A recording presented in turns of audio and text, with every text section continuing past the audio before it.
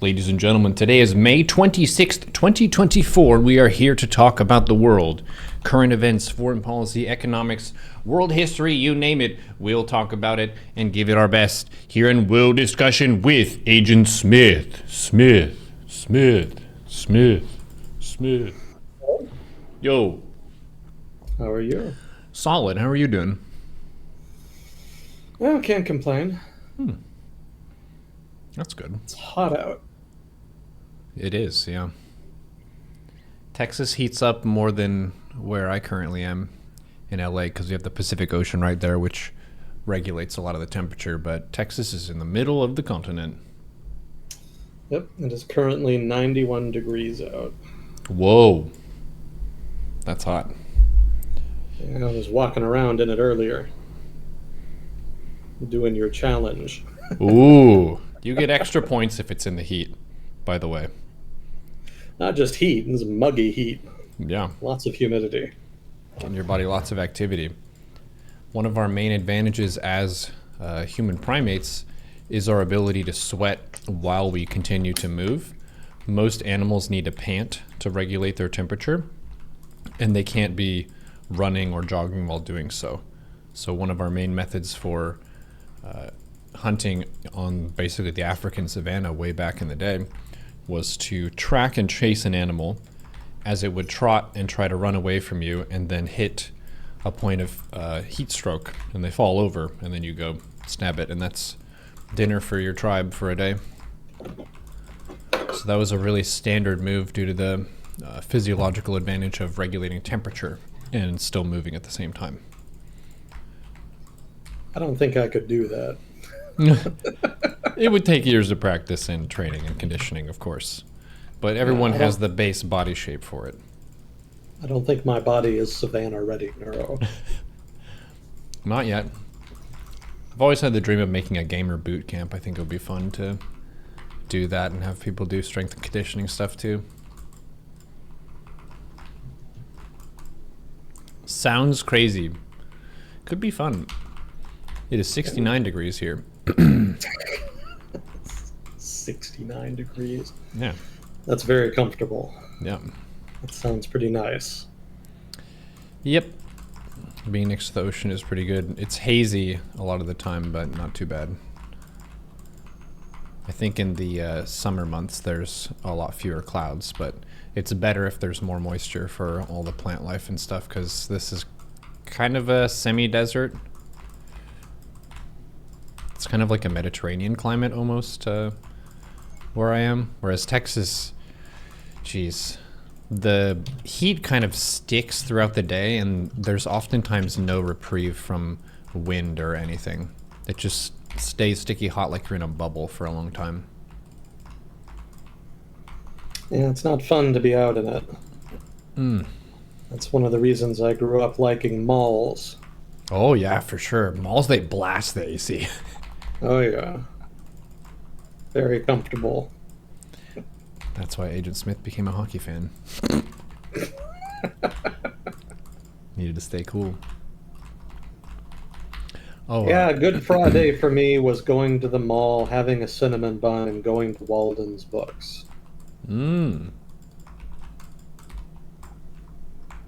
That was the 90s. How long would you stay there and read? Probably like an hour or two. Nice. I was a kid, so I don't think the proprietor cared too much that I was reading books I hadn't bought yet. I did eventually buy them. I didn't just like drop them and then walk away.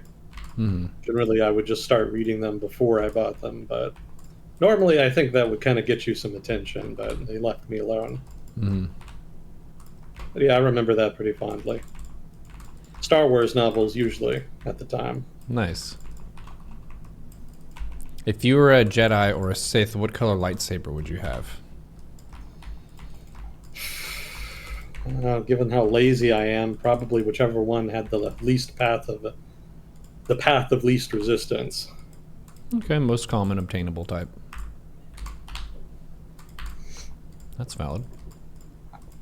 He was the lazy Jedi. He wanted to study and not really fight with his lightsaber, but they said he needed one, so he just got whatever one was cheapest. There you go. That's fair. Dragorov, thank you for your support. Welcome, chat. I recently made progress in American nations. I learned about what almost became the nation of Franklin, which is pretty interesting. More borderlanders messing around, just fighting against whatever they can, keeping to their traditions. It's pretty funny how divided the U.S. was in the beginning. Like, the impression that I got was that the Founding Fathers were just this really amazing group of people who just got it right, you know? They just figured out stuff and made something really bulletproof and solid, and probably the best attempt at it that's been. But the differences in opinion between the people in the early Union was pretty crazy at the time. Like, the connections between states were less tight, and the federal government was less tight at the start. So there weren't as many factors that bound the different regions of the colonies together. They kind of were more so self-sufficient in a sense, like culturally speaking and then economically speaking. So we got to the point where John Adams is president, and he won very narrowly. It wasn't like, oh yeah, he's definitely the best guy for the year. It was like a narrow win over Thomas Jefferson. And John Adams was a lot more so like a aggressive Yankee, in the sense that he wanted to impose Yankee values on the country as a whole. So he made the U.S. a lot more isolationist. It was, you're able to basically like report people who are immigrants or not the right kind of people, kind of a thing. So a lot more stuffy in that sense. But yeah, I don't really remember learning anything about John Adams other than that he was the second president before then. But this was interesting to get a lot of perspective on the power dynamics at play and the balance between the North and the South, because Thomas Jefferson was a Deep South candidate. So his like economic setup was very different. His values were also different. The Southern gentleman attitude was a lot more authoritarian in a lot of ways, in that the poorer classes exist to support the gentry, and people who are gentry inherently have better ideas, better thinking, better ways of conducting themselves, that kind of a thing. Very classist in a sense. Whereas the Yankee culture was about the community's independence, so people's ability to meet together and vote on stuff as a group. It wasn't really as much about individual power. It was about the group cohesion, so a little bit more collectivist and democratic, whereas the South was more authoritarian, individualist in a way that mainly supported the kind of plantation-based economy that they had. Has he talked about the Sedition Acts yet? Yes. Yeah, I think that was under certain circumstances you can report people for stuff and the government will run at them if you're demonstrated as being working against the Union. Yeah, and that was something that was really aggressive in terms of policy, and it was also immediately repealed after he was out of office and Thomas Jefferson was in. Yeah, it was very controversial. Yeah, because he did a lot of things. Like, he pushed through a lot of changes where a lot of people were criticizing his rule as being too king-like and too aggressive in terms of imposing his will on the country. So, yeah, basically, even though he got a lot of stuff done, because it was so one-sided and extreme, as soon as the opposition gets into office, they just undo everything that you did. So that's a big part of why building a coalition with the other side is important in a country like the U.S., where there is a bit of a power swing back and forth, to make sure that if you do put something through, ideally you make it in such a way that the opposing party feels like it's good enough that it's not really worth repealing once they get the power swing back to them. Because if you make it all about you, then they're going to make it their top priority to remove that as soon as you don't have power anymore. Yeah, the Jeffersonians pretty much ran the table first 20 years of the 1800s. And just the unpopularity of Adams was kind of part of that. He alienated quite a few people. And people were very skeptical about Northeastern politicians after that. Yeah, it's a very rigid worldview, I think. They feel like their worldview is the best, so they want to make sure that America is like unanimous in figuring out that this is the ideal way to live. When there were so many different ways to live in the early colonies with people coming from different countries and different religions and so on, and different education levels. Yeah, the Northeast kind of has a weird relationship with democracy. It's kind of distinct from the other groups because, for them, they're more democratic, they're more individualistic in the sense that, you do have more rights. And, they rejected things like slavery, which were obviously antithetical to individual rights. But at the same time, they could be very, very intolerant of people that ran against the group. Like for them, that was a breach of norms. And that kind of has its roots in their Puritanism, right? The early Puritan communities in the 1600s really did not want people who were not part of their particular religious sect to kind of be there in their communities with them. And so they laid out sanctions for people that did not conform to their values, whether they were Puritan or not. They were still expected to assimilate and conform. And so they kind of carried that with them. They were very open. They expected people to participate, very egalitarian. But if you didn't like one of their decisions and you kind of didn't conform accordingly, then God help you. They would come after you. Yeah, it's interesting that it's a group that, at least for my community that I was raised in, which is a Christian upbringing, Yankeedom is put on a pedestal because they were pursuing a lot of the same things that people in a mainstream church would be in present day. A lot of the same societal values, social values, in a sense that group is very pro independence for the individual's choice up to a point of the religious doctrine. But they put the religious doctrine above the government in a sense of how to conduct yourself and your conformity in the group. It's less about what your nationality is, and it's more about your conduct.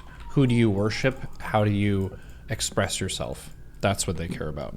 So it's the kind of group cohesion and conformity that they want, rather than like people who decide things in wildly different ways. Like if there's a group of people who their decision-making process is a strongman competition, and whoever throws the log the furthest gets to decide what the group does next. Like that could be a decision-making thing, but they wouldn't respect it because it doesn't work through their lens of how the world should be navigated. Yeah, it really fell to the sort of mid-Atlantic colonies, in and around Pennsylvania especially, to kind of act as the model for a culture that was democratic, but also tolerant. Because neither the Northeast or the South really embodied that very well. But the Mid-Atlantic region really did. That was very much their sine qua non, trying to be pluralistic, open, even pacifistic. I think we talked before about how the Quakers were pacifistic to a fault back in the 1600s.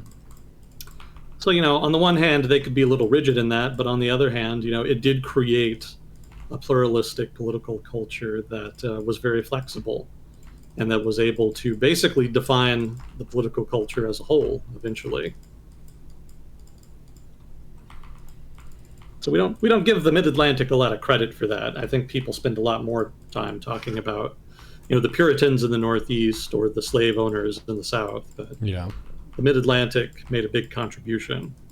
So kind of got to give them kudos for that. Yeah, there were a lot of other groups of people that were more quiet and passive in their presence on the country, but that behavior on its own is part of what sets the overall nation's tone as a whole. So if you do have groups that like the Quakers and like some of the German farmers and stuff, who are just fully passive. That's making the country less aggressive as a whole, because those people aren't running around fucking shit up. They just want to farm and be left alone, basically. Yeah. I think the chapter that it just left off on for me was Andrew Jackson, War of 1812. So it's about to get silly, I think, because he was a very wily one. Yeah, he was a character. Yeah, I think you'll enjoy that. I don't think he becomes president until the early 20s, early 1820s. But he definitely kind of builds his reputation in the teens, during and after the War of 1812, and especially the Spanish Cession, which is not something people know a lot about. It's kind of one of those side notes in American history, but it's actually pretty interesting. Spanish secession? Spanish Cession. Oh. That was how the United States got Florida. That whole territory belonged to Spain up until about 1819. And we'd kind of been picking away at it. The Florida territory wasn't just the peninsula like we think of it now. You can kind of see that little panhandle that sticks out northwest of Florida. Mm-hmm. And that actually used to extend all the way to New Orleans. So Spain actually controlled not only the Florida Peninsula, but also pretty much all of the Gulf Coast between the Florida Peninsula and New Orleans as well. And that was all the Florida territory. And the United States government kind of contested some of that panhandle territory over the course of the 18 teens. And in the course of doing so, it was able to pick off, I think, 2 or 3 chunks before 1819. And 1819 is when we just got the entirety of Florida. Mm-hmm. Even the little chunks are interesting. I think the first one was around 1812 or so.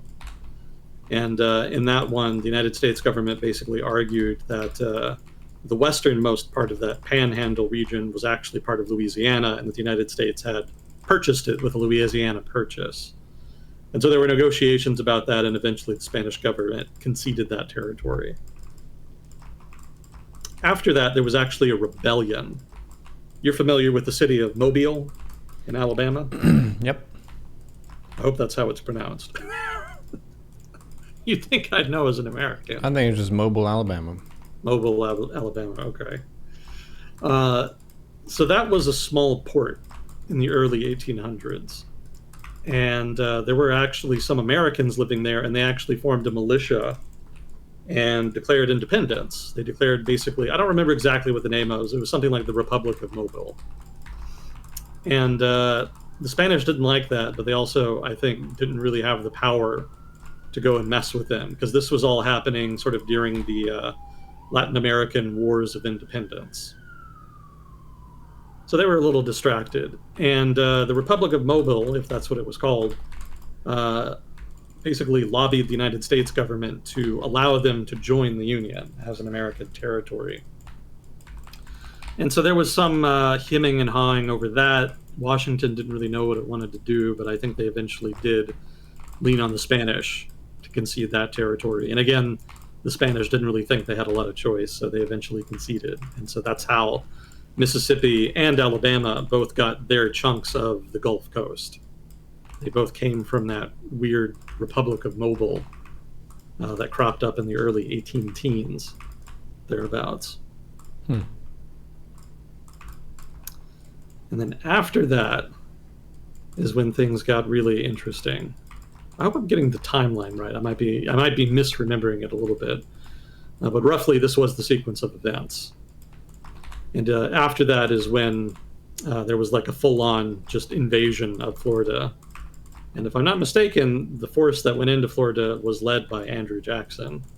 And he actually went to the capital of Florida, and he captured the governor and had him executed. Wow. Yeah, it was a bold move. It was a bold move on his part. The issue for the Americans at the time was that there were a lot of slaves that were running away to Spanish Florida because the Spanish had banned slavery by that point.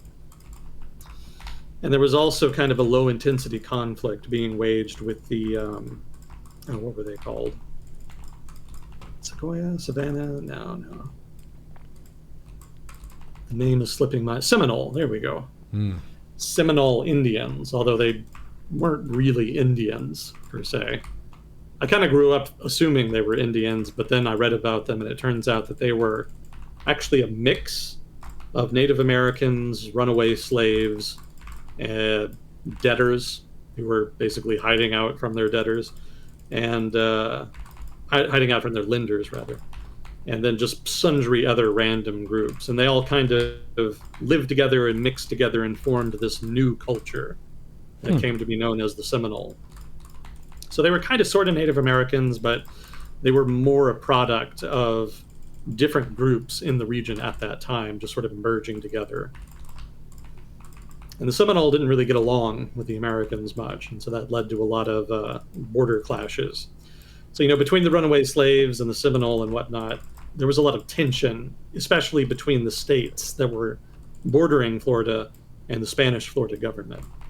And that eventually is what led to the militia being mobilized and sent into Florida.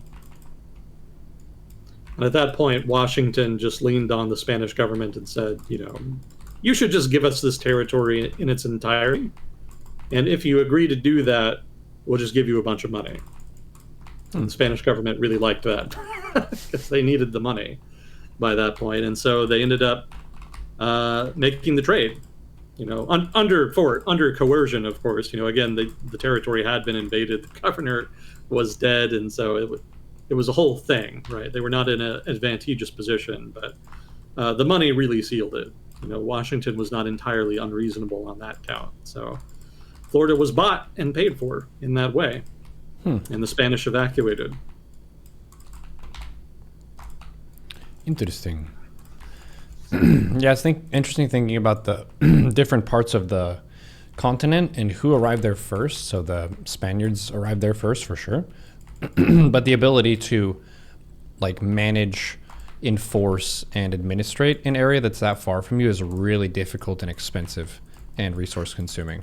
So for Spain to be able to take care of its own affairs on one side of the ocean and then also be able to manage it, it makes sense that a lot of these areas have changed hands a few times. Oh, yeah. Yeah, it didn't help that Florida was pretty much hot garbage until the mid-20th century or so. It was very swampy. It was not good fertile land that farmers wanted to go and work.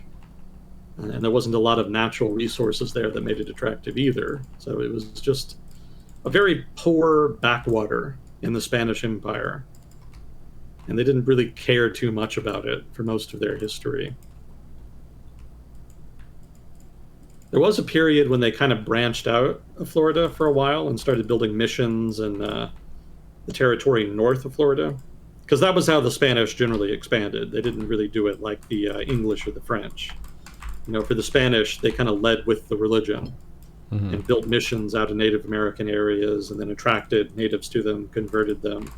And then those missions would very frequently become administrative centers.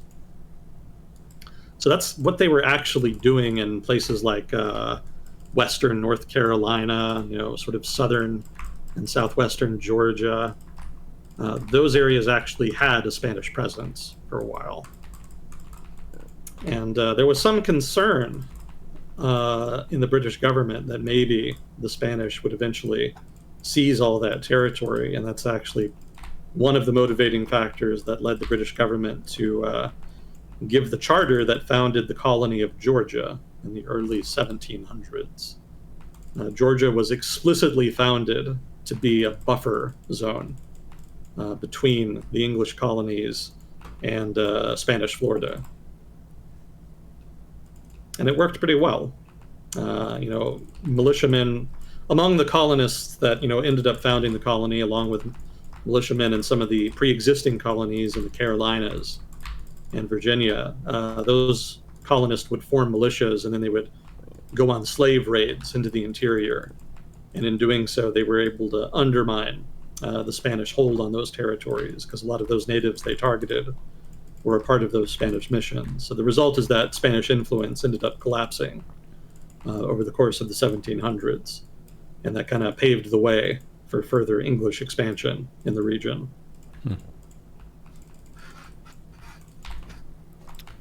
Interesting. Yeah, this part of American history I learned almost nothing about in school.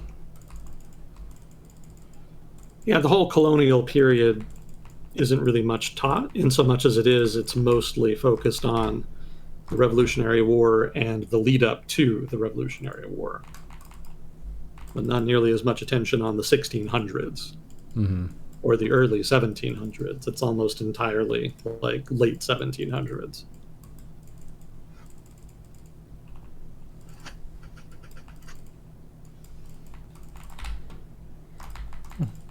One of the things that's interesting about what you were talking about is the groups of people that form that aren't any one group on their own. It's a mixture of groups. There were some in French Canada that were basically like that as well, where it's a mixture of French people who came over and they were kind of seeking opportunity and so on in that area, and they're kind of practicing the Native American ways, but they aren't ethnically Native American. But then they become allies because they live the same way. Very cool. Yeah, there's another interesting example in the 5 civilized tribes. Am I remembering that correctly? I don't know. Is that ringing a bell? Not sure. So, assuming I'm remembering the name right, which I may not be, they were a group of tribes in present-day northwestern Georgia, northeastern Alabama, and then maybe southeastern Tennessee a little bit. And they were a group of tribes that actually started assimilating into Western culture. You know, they didn't abandon their culture, but they started sort of integrating Western ideas and customs. And that's why they came to be called the civilized tribes, because they actually started wearing Western dress. They modernized their language. They actually developed a written language. They started, adopting sort of Western-style laws and legal mores. So, they were kind of significantly advancing very quickly. And they also started participating in the plantation economy. They started building these tobacco and cotton plantations that were predicated on the labor of slaves that they bought from, the coastal regions. So, other than the fact that they were Native Americans, they were increasingly indistinguishable from a lot of the white plantation owners further east. And it looked for a time that they might just become regular American citizens with full legal rights and whatnot, since they were technically living in American territory. And so, that's another example of a group sort of evolving. It was a mix of things. It was a mix of local culture with Western culture, which was sort of bearing down on them at that point. I think the Cherokee were one of the tribes, if I'm not mistaken. But there were a couple others as well. Yeah, things didn't end too well for them. A lot of settlers wanted their land. And because their legal status was ambiguous, that opened the door for state governments to start appropriating their land by trying to basically relocate them away from their land to Indian reservations. And so the state of, I think, Georgia and Alabama tried to do that. They started trying to force them to relocate and to just appropriate the land for resale to white settlers. And, the tribes actually sued. They took them to court, saying that they had full legal rights under the Constitution and that they could not be forced from their homes and their land could not then be seized. And the case actually went to the Supreme Court. And the really interesting thing here is that they actually won. the Supreme Court ruled in their favor. But the federal government, which was then being led by President Andrew Jackson, I'm sure you'll read about it in the book, Oh. decided that he was not going to respect that ruling. And so that's actually what led to the Trail of Tears, where the federal government forced them basically to march all the way to Oklahoma, where they were relocated into a series of reservations. Why did he want to move them so badly? I mean, it was just popular. I mean, that was what the people wanted, right? They wanted to move west and take the land for themselves, and they didn't think natives really counted, so to speak. They thought they were uncivilized peoples who were not subject to the rule of the United States and who could be readily expelled out to some other piece of territory. Huh. Yeah, they did not really see them as equals, and that was very much a political choice on their part, because again, the civilized tribes, probably more than any other set of tribes at the time, qualified as civilized by the then European definition, right? Again, they'd been going out of their way to adapt Western ways. So, really, and again, they won the court case, right? The Supreme Court agreed with them. Like, yeah, these people have legal rights. You can't just fuck them over like this. And Andrew Jackson famously said, the court has ruled, now let them enforce it. Which, of course, the court can't do, because the court doesn't have a police force or anything that it can use to enforce its rulings. That depends entirely on the executive to do that. And the executive, in this case, wasn't willing to do it, and so it didn't happen. Huh. Damn, that's interesting. I wonder what they drew on to make that Supreme Court decision. Like, what rule made it so that they had, I guess, property rights, effectively, of they have the right to their own land, and if they had already existed there, then they can basically claim it as part of the country. Yeah, I'm not sure what the logic was exactly. It's been too long since I've read about it. But they did rule in their favor. I mean, Native American status has been was ambiguous for a very long time. I don't think Native Americans were fully recognized as citizens of the United States until 1920, I want to say. Wow, okay, that's pretty late. Something around there. And there's a big court ruling about it. Because up until then, they were subjects of the United States, but they were not citizens, and so did not quite have full legal rights.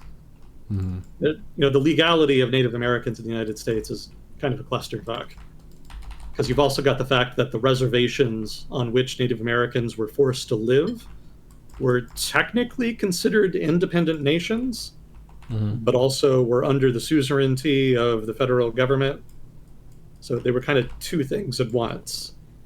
And the details of that have kind of been elaborated over the course of 200 years of a significant amount of litigation over the ambiguities in the law over those issues.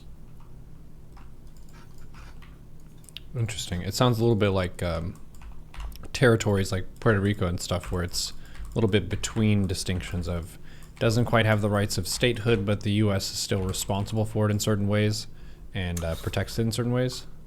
Well, the legal status of territories like Puerto Rico is actually very clear, legally speaking. The Constitution and subsequent amendments went out of their way to kind of provide a legal framework for territories like that. So there's no ambiguity there. Like, that much is, their status and where they fit within the legal framework of the United States is clear. Native Americans did not have that benefit. Right? They were always sort of these random people who happened to be living in the territory that was claimed by the United States government. And the United States government signed treaties with them as though they were independent nations, but then didn't always respect those treaties. So, it kind of treated them as independent when it was convenient, and then treated them as subjects when it was convenient. Gotcha. Kind of switching between them as needed by political circumstances at a given time. And, again, it wasn't until way later in the very early 20th century that there was kind of a final settlement, a final resolution of their status.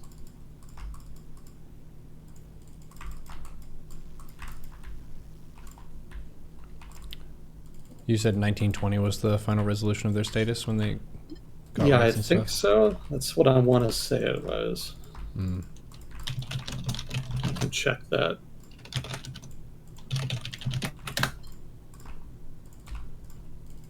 How much do you trust Google AI? Nah, I would say about 80%. 80%.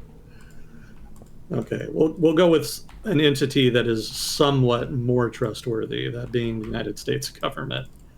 Indian Citizenship Act of 1924, granting full citizenship to American Indians and Alaska Native Americans. Huh. When is it that women got the right to vote? 21? Actually, that would be women's suffrage. Oh, 1919. Okay. Oh, no. Okay. It was passed. This was a constitutional amendment that was passed by Congress in 1919, but it wasn't ratified until 1920. So technically, it's 1920. Gotcha. So it seems like there was a general push for human rights at that time. Well, that was the era of early 20th century progressivism, which was very much kind of at its height in the very early 20th century. Yeah, sort of the progressive. What happened is that the progressives would end up forming a coalition with populist forces to form what came to be known as the New Deal coalition, and that was the coalition that would sort of power FDR into office and keep him there basically until he died, in the mid 1940s. But there was definitely a big push in that early 20th century by progressives to accomplish a lot of goals that had kind of been in their that had been on their to-do list for a long time. Native American rights, kind of part of that. Women's suffrage, rather, that was one of them. Prohibition was a big one. That was considered a big victory for progressives at the time. Wait, progressives were against alcohol? Yeah, that was kind of more of a feminist thing at the time, because women, the perception at the time, it was a long time ago, but the perception at the time is that women suffered disproportionately from alcoholism, because it was seen as because alcoholism was seen as something that would lead husbands to abuse their wives, neglect their jobs, neglect their children, etc. And so the burden was seen to fall on women, and so feminists at the time took up the banning of alcohol as a major objective to try to improve the lot of women in the United States. And it worked. They got a constitutional amendment that did not work at all. Very self-defeating in the end. It lasted for a bit. Yeah, they got about 10 years out of it.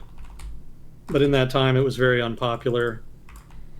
Mostly served to supercharge organized crime in the United States more than anything. So among the things that the Roosevelt administration did was take the opportunity to scrap that.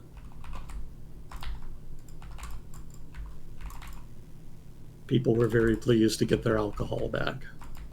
I wouldn't have guessed that the prohibition was pushed by progressives. It's interesting. Yeah. I mean, it was in alliance with other groups, like obviously religious groups were also very much in support of it.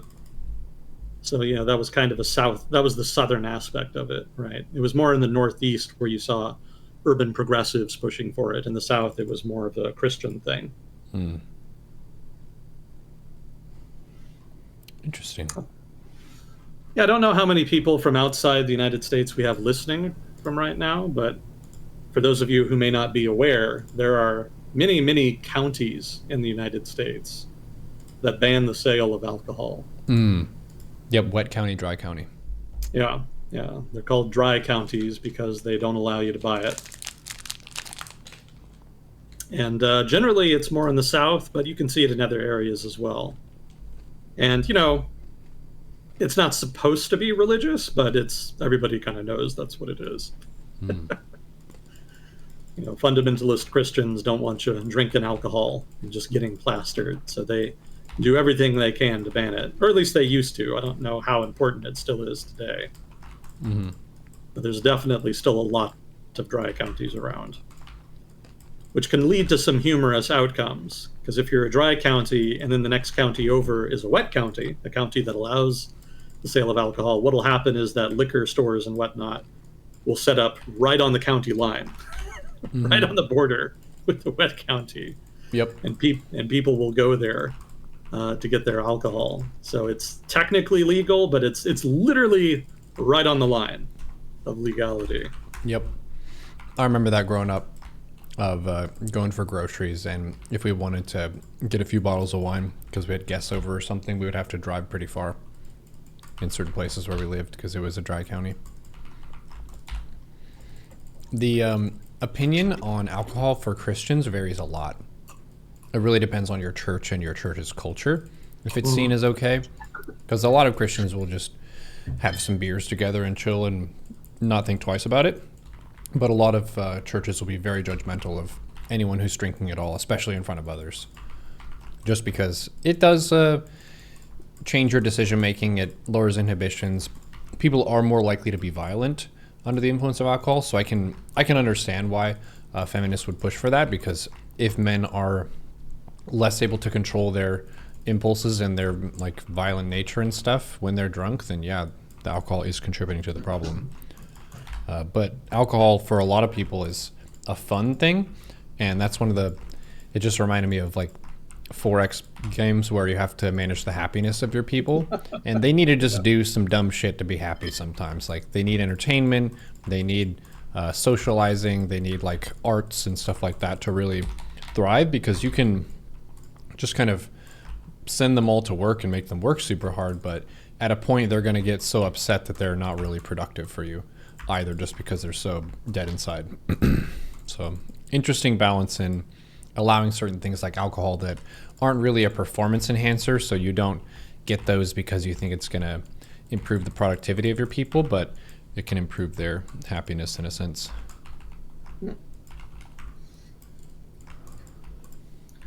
And unfortunately, alcohol is one of those dumb things. Mm-hmm. Very popular. You're not really much of a drinker. Yeah, there are actually some states, I found this out recently, there are some states that will allow the sale of alcohol, but you can only buy it from a state monopoly. So the state itself actually has its own state-owned business that controls all sales of alcohol in the state. Yeah, Utah does that, apparently. Interesting. Utah has a lot of its own differences. I'm kind of thinking about it like the different nations that sprouted up in the early colonies of it had a very unique cultural force guiding it in the Latter-day Saints religion, and how that was new, and we had different cultural beliefs in some ways, different practices. So for them, being in the main social group would make them kind of be seen as heretics, so they want to find their own land where they won't be harassed and they can practice in their own way.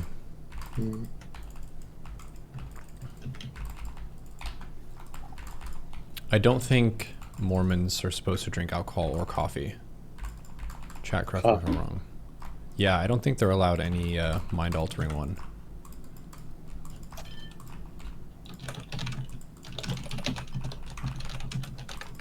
You've got me curious. Can Mormons drink coffee?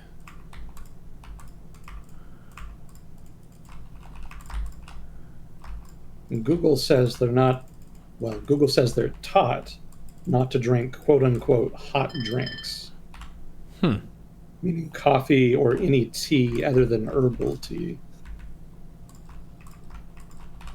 Interesting. Why is it bad if they're hot? Chat says that is correct on the no coffee. Huh. I'd have to read more about it.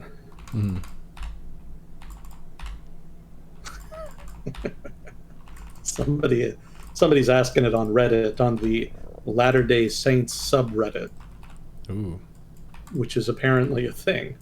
that's a place for learning.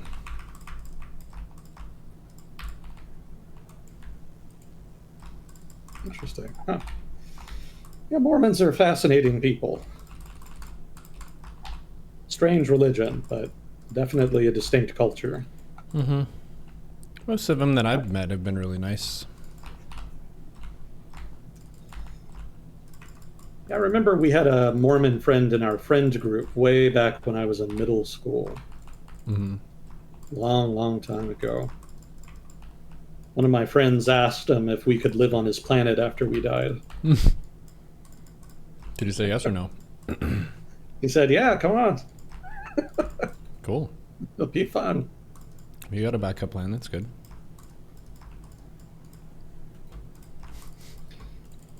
Man, you know what that reminds me of, Neuro? The Doom novels from the mid-1990s. Ooh. Yeah, they were very strange. You mean the less Frank so- Herbert Dune? No, Doom. Oh, D-O-O. Doom. Yeah, Gotcha. they were novel adaptations of the video game. Mm-hmm. I think there was 3 or 4 of them. And they told like a single story across time. And the first 3, I want to say, were pretty normal, like you would expect. Just sort of like invasion, from hell or whatever. And then the last one was absolutely fucking wild.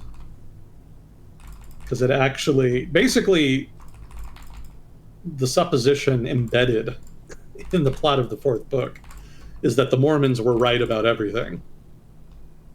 And so a lot of Mormon religion, a lot of their underlying assumptions and their religious beliefs are actually incorporated into the plot of the last book. Huh. Yeah, it's quite the wild ride. I was not expecting that when I read it. It was like a wild left turn, because I was looking forward to it. They're not like great books, but they were fun books. I was curious how the author was gonna kind of wrap up the story, and man, it just went right off the rails. Craziest shit. So this is Doom, the video game. The Mormons were right? What? They could have called it that. Yeah, it was just, again, it was a 3 or 4 book series, and I'm talking specifically about the last book in the series. That was how they chose to end it. Huh. It was like this weird event, like their souls got detached. The main characters' souls got detached from their bodies, and they were running around doing stuff in space, and there was planets. I can't even remember all of it. I just remember thinking, what the hell is going on? How did we go from invasion of demons from hell, Earth being invaded by demons from hell, to this? Like, there was like a whole sort of like debate in the book about what was going on. Like, they ended up stranded on a ship, and one of the demons evolves rapidly for like no readily apparent reason. It just made no sense. And like, I had to read about it after the fact to figure out that this was basically some kind of weird adaptation of Mormonism. So, if you ever want to see Mormonism mixed with the story from Doom, read this book. Because I can almost guarantee you there's nothing else like it. Interesting. Well, here in LA, we have a lot of L. Ron Hubbard stuff. Not saying that Mormonism and Scientology are the same thing, but they're both relatively recent belief systems that have been made. And there's a lot of sci-fi stuff that has the same values as Scientology, because L. Ron Hubbard was a prolific author. He wrote a ton of stuff. So being able to weave in those ideas is going to make them seem cool because they fit into fictional universes as well. And it's also going to just like make more sense to the listeners and make them more likely to want to join. It's interesting because I don't feel any pull toward stuff like that. Like newer belief systems It doesn't really tempt me and think that, hey, maybe they actually figured it out. But I have watched some documentaries on Scientology, more so than Mormonism, and it seems pretty yikesy. Anything where they chase you if you leave and they surveil you, like, that's a red flag. Maybe don't do that. It's better to just go to a normal church and maybe you sit in on a Sunday service and then never show up again. That seems a lot lower barrier of entry than buying like $2,000 worth of like doctrine and stuff in books. It's pretty expensive to buy in. But the thing that's sexy and tempting, I guess, for Scientology is people have a bunch of money, can rank up really fast. So it's almost like being able to play an RPG or an MMO video game and pass a bunch of people in levels by boosting your own experience gain with your own money and fame. So people who are actors or just wealthy elites and so on, if they're in this belief system, you buy your way up the ranks, which is very smart if you're trying to monetize a religion. Yeah. Make some easy cash. Mm-hmm. Have you ever heard of the Baha'i faith? Yes, actually. There was What do one you think of person. It's, in a sense, very similar to what my family warned me the Antichrist would preach, because it weaves together a lot of different religious ideas into one. Mm-hmm. It's kind of like, you know, when you go to an Asian fusion restaurant, it's like pulling a Thai dish, a Chinese dish, a Vietnamese dish. It's got a lot of different stuff in it, but it ends up like having its own style overall. It kind of feels like that for it, addressing a lot of the main religious ideas. It doesn't really take an aggressive stance at all. Like, I think it's a fairly passive belief system, but it's got a lot of history and pride to it. I think it's Persian-ish, like from that region. I think so, yeah. Yeah, there was a Persian dude at the Math and Science Academy I went to who was Baha'i. He was the first person I'd heard of who was that. And he seemed to think it was pretty cool. But most kids don't get more than one option growing up, so you kind of got to accept what you've been dealt. Congratulations, you're a Catholic child. It's like, okay, do I have to be Catholic? Yes. Can I be Muslim? No, that's not an option for you.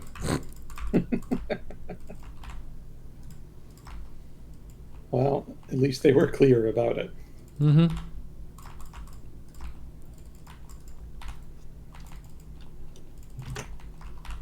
Chat, do you know anyone who's Baha'i? I've met quite a few people of the Sikh religion. That one's not super rare. You're American Neuro. You're allowed to call them Sikhs. Sikh. They gave us that special buy. No other country has that. Like, you guys have been pronouncing it consistently wrong for this whole time, so we'll just call that a valid one. Just so you don't really have to fix it. Yeah, That's so patient of them. Oh yeah, very much so. It's to their credit. Yeah, everybody else around the world has to call them Sikhs, because that's correct pronunciation. But there was some high-ranking Sikh guy who kind of issued a ruling saying that in North America you can just kind of call them Sikhs. It's fine. Hmm. Oh, someone in chat met a Jainist. Oh yeah, Jains. They've been around a long time. Jainism is older than Buddhism. Wait, really? Oh yeah. It's a very, very old religion. Aren't they both from India? Yep. Oh. And they have a very positive reputation there. Aren't they vegetarian or something? I want to say yes. Because I think they kind of cropped up around the same, in the same territory that Buddhism came from. Sort of that eastern Uttar Pradesh area. Mm-hmm. So they share some of the same values.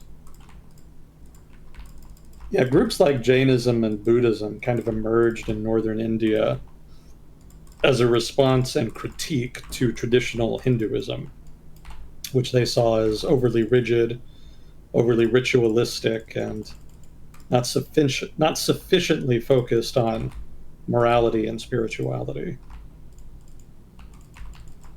And so they actually ate up Hinduism's market share, so to speak, in much of India for a while, until Hinduism adapted and eventually made a big comeback.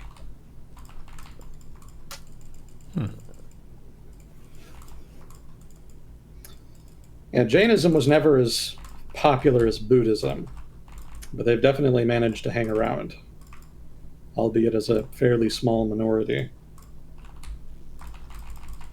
Why do you think it's not as popular? That's a good question. I don't know why Buddhism managed to kind of become like the preeminent alternative to Hinduism. Sort of around what? I want to say like 200 AD, maybe? Kind of around that axial age is when Buddhism really sort of emerged and became very popular. And Jainism emerged a little bit before that. But yeah, Buddhism, for some reason, was able to make much more gains. It was able to get much more adherents, many more adherents, rather, than Jainism. Part of it could have just had to do with leadership. If you can convert a noble or a king or an emperor, that can go a long way towards getting you a lot more converts, because other people kind of see that and they'll convert too. And often the ruler will make it, advantageous for his subjects to convert as well. He'll kind of give them incentives. And there's been a lot of high-profile leaders in the history of India that converted to Buddhism. Have you ever heard of the Mauryan Empire? Mauryan Empire, no.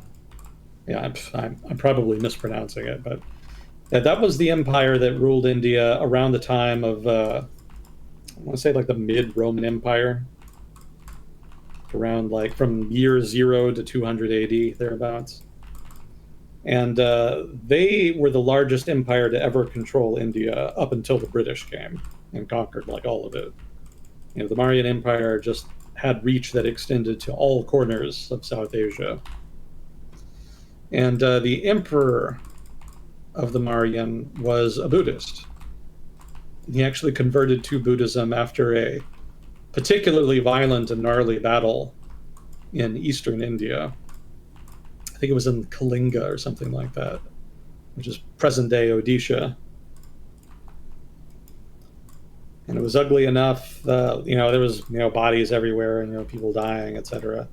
And in the aftermath of the battle, there was a Buddhist monk kind of walking around, helping tend to people, giving people whatever the Buddhist equivalent of last rites is. And the emperor was moved, and he ended up converting. So just the fact that they managed to convert the emperor of the Mauryan Empire may itself have been a major catalyst in the ascension of Buddhism as a major religion in India. I don't think there was any equivalent for Jainism.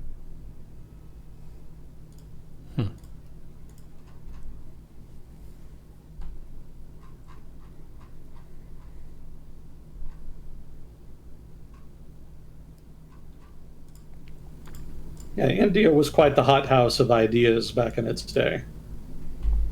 Many different religions, ideologies. Very fascinating. Yeah, definitely a melting pot for different kinds of people and ideas and so on. Also, Sanskrit, I think, or whatever their written languages being devised pretty early on, meant that their intellectual lineage started pretty early. Yeah, but there were written languages before Sanskrit, too. Mm-hmm. Like Tamil, the ethnic Tamil culture in South India had a written language that predated Sanskrit. And I think that there was a pre-existing written script in eastern Uttar Pradesh, but maybe I'm misremembering that. I don't recall exactly. Well, obviously there was one in the Indus River Valley civilization. But there's been a lot of academic debate about whether or not there was another civilization that emerged in eastern Uttar Pradesh, in what you might call the lower Ganges region. sort of centered around Mathura. And that could have been a distinct civilization, or it could have just been like a different culture that had strong ties and similarities to the Indus River Valley civilization. It's not entirely clear. Again, like there's a lot of debate about that. But if they were an independent, fully independent civilization, it's possible they had their own writing system. But if that was the case, you'd think that there would be more evidence of it. So that kind of suggests that maybe there wasn't. But at the same time, a lot of their cities actually still exist. And that's a problem because a lot of those cities are, well, what would happen is they would just build on top of stuff. So, the older cities are, the more new stuff gets built on top of the old stuff. And it makes it very difficult for archaeologists to excavate. Because you have to dig under like modern property, residential areas, industrial areas, and obviously the owners of that property are not like super excited about the prospect of you coming in and just like digging a bunch of shit up. But that's where all the valuable shit is if you're an archaeologist. Like all of it is sort of under these cities that have been continuously populated for thousands of years. Varanasi is a great example of that. It's one of the great holy cities of Hinduism. And it's in eastern Uttar Pradesh and been continuously inhabited since, practically time immemorial. So there's bound to be a whole bunch of interesting stuff under the ground there by now. Yeah, for sure. But nobody can get to it. Because they've just built on top of it. Yeah. Yeah, therein lies the problem. So, maybe if we could just destroy whole modern cities so we could excavate what's under them, maybe we would see more evidence of this sort of ancient Mathura civilization that anthropologists theorize may or may not have been fully distinct independent civilization. But regardless, at the very least, you could say they had a pretty distinctive culture that contributed to the emergence of present-day Indian culture. I think there's pretty good evidence from what I was reading that modern India, what we would consider modern India culture, emerged out of the fusion of Aryan culture and Mathura culture, along with contributions from the south as well. Yeah, it's very much a stark contrast with, say, China, because with China you had exactly one pole of civilization that just sort of emerged and then spread out to the rest of China. Yeah, the Han. Yeah, and that's a big reason why China is so homogenous today. But with India, they had at least two, possibly three distinct civilizations all kind of emerge in South Asia. And they all encountered each other fairly early on. And so those early exchanges lent themselves to a very rich intellectual history, but also what came to be like one of the great civilizations of the world, South Asian civilization. So you can kind of see between how cosmopolitan South Asian culture is as contrasted with how insular Chinese culture is, just what a difference that made. Yeah. Because Indians are just, historically speaking, way, way more open to people, new ideas, trade, etc. Whereas China kind of sees everybody else as barbarians. Because for a long time, that's pretty accurate. That was pretty accurate. Pretty much everybody who was not Han Chinese was some kind of illiterate barbarian that was not nearly as advanced, culturally, civilizationally, technically, etc. And it wasn't until way later that they started encountering other peoples that were kind of more at their level. And by then, China was just so wealthy and powerful that they didn't really care anymore. It didn't matter. Some other somewhat advanced peoples, that's fine. That's cute. They're not as cool and advanced as us. We've really figured it out. Yeah. They had good reason to be proud. Chinese hydraulic engineering in ancient China was like legit impressive. Was that the waterway system you were talking about before?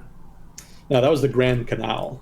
So that came later. I'm talking like way early, like it would have been maybe 3,000 years ago. Spring and autumn period, I think it would be. This would have been when Chinese civilization was first sprouting up in the Los Plateau and the upper Yellow River. So, at that time, they started developing what was, for that era, pretty advanced hydraulic engineering. Systems of dikes, systems of irrigation, etc. To be fair, the terrain was actually pretty advantageous. They had what was called yellow soil. I think that's what it was called anyway. Basically, the soil in the Los Plateau was this kind of yellow clay material, and it was very, very easy to work with. It was very easy to shape it into stuff that you wanted to use. You could shape it into bricks and build houses. You could dig into it very easily and build irrigation channels. You could cook it and make goods of various kinds, like pots and whatnot.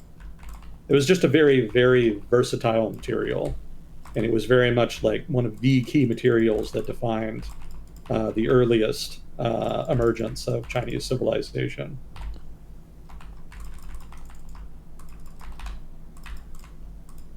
So the hydraulic engineering at that time was very good. Nice. Yeah, getting a tech advantage is really strong. Yeah, actually, now that I think about it, there was the first dynasty in the history of China is thought to be, I think, the Shang dynasty.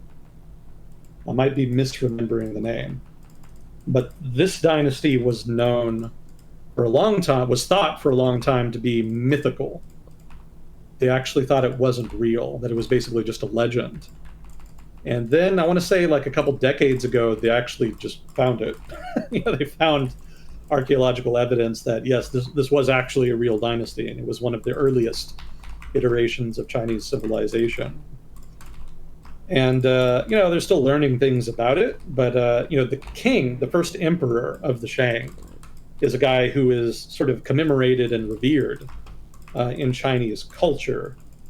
Especially in the spring and autumn period. Again, like this is roughly 2,500 to 3,000 years ago. So in what had been the earliest recorded history in Chinese civilization, some of China's earliest historians and writers remembered the Shang dynasty as, the emperor of the Shang dynasty as being like this really awesome emperor who was very ethical, very moral. He was not a guy who abused his power. And one of the things that anthropologists and archaeologists hypothesize about him is he may have been one of, if not the first guy to really develop some of the early advanced hydraulic engineering techniques that were used to develop and progress Chinese agriculture, which would be very important because, of course, agriculture is like the bedrock of civilization, right? That is from whence, civilization springs. And so the thinking goes that he may have been like one of the first hydraulic engineers, and that people revered him so much because at that time that almost seemed superhuman. It almost seemed magical that he was like, the theory goes that people may have seen him as being like akin to a god. And they may have revered him as such and made him emperor accordingly. So that gives you an idea of how important hydraulic engineering was in the emergence of China. Like it was important enough that if you were good at it, you were considered almost a divine figure. That's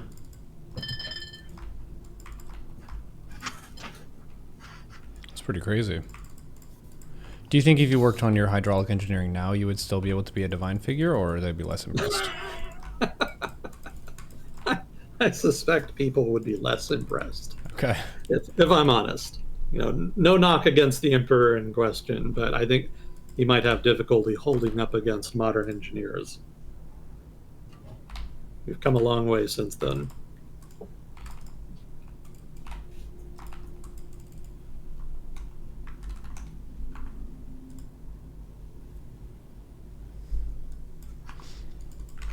Well, cool. We've gotten a lot of history done today. Moss wanted to remind you of the disclaimer. Oh, yeah. I'm not an expert in everything I talk about on here. uh, more painfully obvious at some times than others. So, if I ever say anything wrong, stupid, biased, please do correct me. If I'm wrong, I want to know more than anybody. Participation from chat is encouraged in that regard. I don't read chat while we do this, but I will read it later, and I do enjoy the feedback and wild-ass arguments that frequently break out in chat.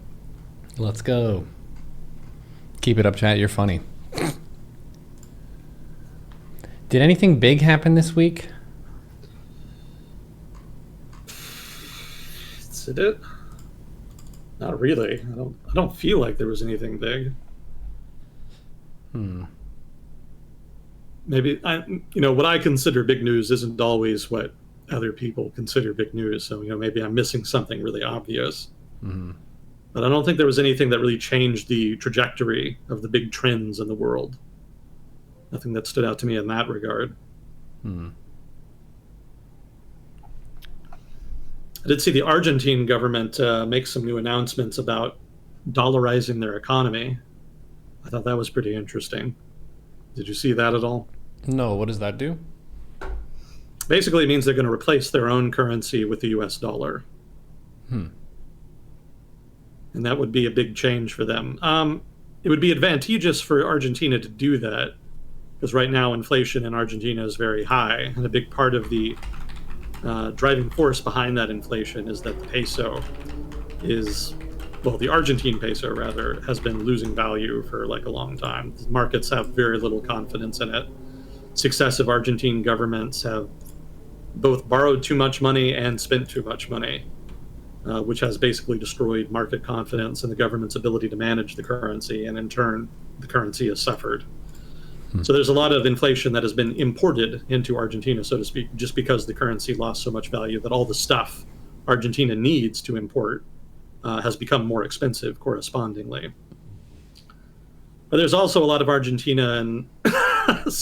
there's also a lot of inflation, rather, in Argentina, because there are very high expectations of future inflation. We've talked before about how there's inflationary spirals that lead to hyperinflation. That just result from people expecting more inflation, so just raising prices in expectation. And then that leads to further inflation and higher expectations of inflation. And so you end up with a cycle of price increases that becomes just self-perpetuating, a kind of chain reaction of inflation. So Argentina is also caught in that as well right now. So the Malay government that was elected has said that it wants to deal with the problem partly by cutting government spending, which would be helpful, but is also like extremely controversial in Argentina. And he's also said that he wants to dollarize the economy, because if the country is using the dollar, a foreign currency, instead of the peso, then prices in the country will be set in dollars. And because the US dollar is not, currently undergoing hyperinflation, knock on wood, prices would stabilize in Argentina. And that would actually help the economy, because then people would be much more confident that their savings would not just be constantly losing value.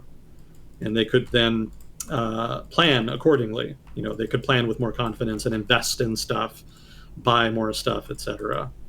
So, stable prices are a benefit unto themselves. There's a lot of things you have to do to hedge against that just inhibit economic activity.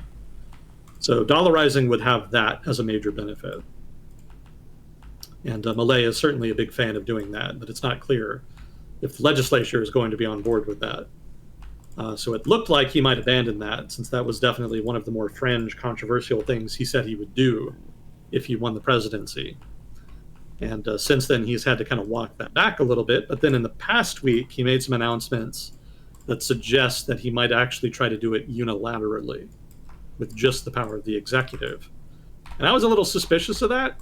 But as I read the article and saw what he wanted to do, that is actually a pretty credible plan. I was kind of surprised.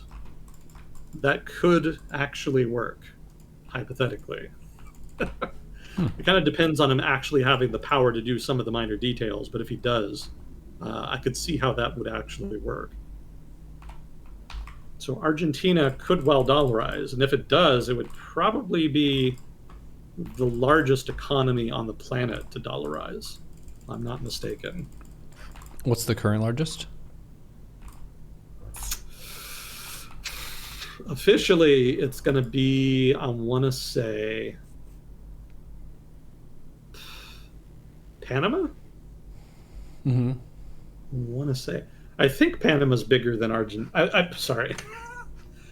I think Panama is bigger than El Salvador, because El Salvador and Panama are the two main countries to have dollarized, I believe. Let's see, 4.4. No, El Salvador is bigger. Okay. So technically it would be El Salvador. Basically, it's fair. Well, Ecuador hasn't it? Actually, that would, yeah, 18 million. So that would technically be the biggest then. Yeah, El Salvador, Panama, and Ecuador are the economies, off the top of my head anyway, that I remember having dollarized. Mm-hmm. I would point out that there's a number of countries that have basically unofficially de facto dollarized because their currencies have collapsed and the going public doesn't trust it anymore. You can look at examples like Zimbabwe, for cases like that. Mm-hmm. But as far as countries that have officially dollarized, like what Milei wants to do in Argentina, the biggest right now would be Ecuador. Assuming I'm not forgetting another one. I trust chat will keep me honest on that.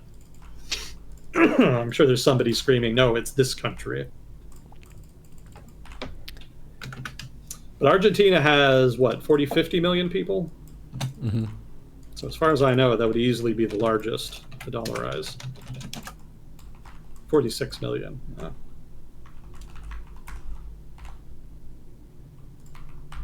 Wow, is Colombia actually bigger than Argentina now? That's kind of wild. I guess they've always been close, though. Huh.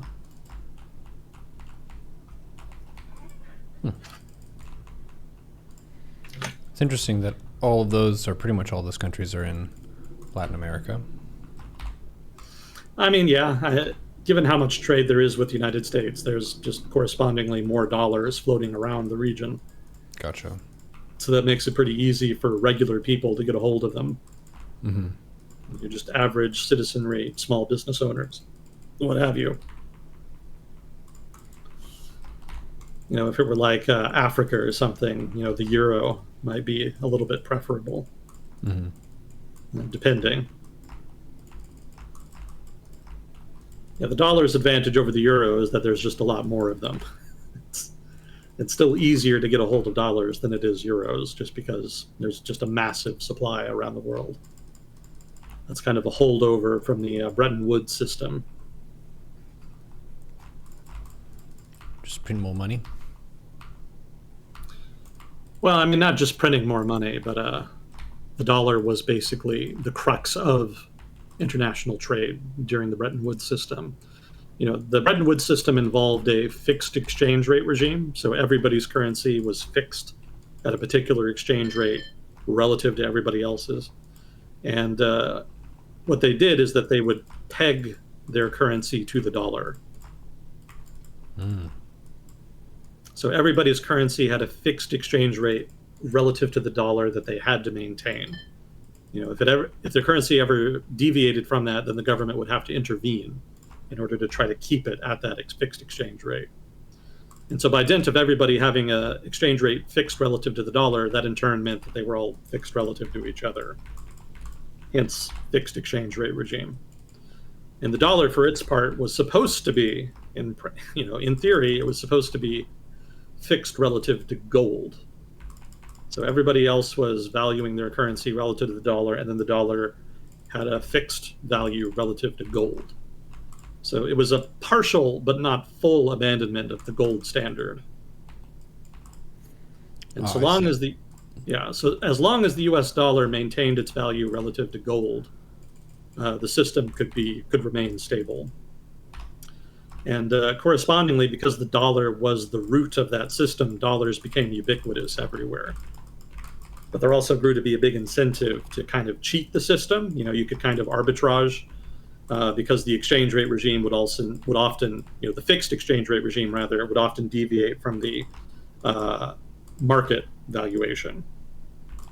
So that created opportunities, and the result is that dollars started accumulating in overseas markets. And slowly over time, the supply just sort of organically rose until the dollar was just everywhere.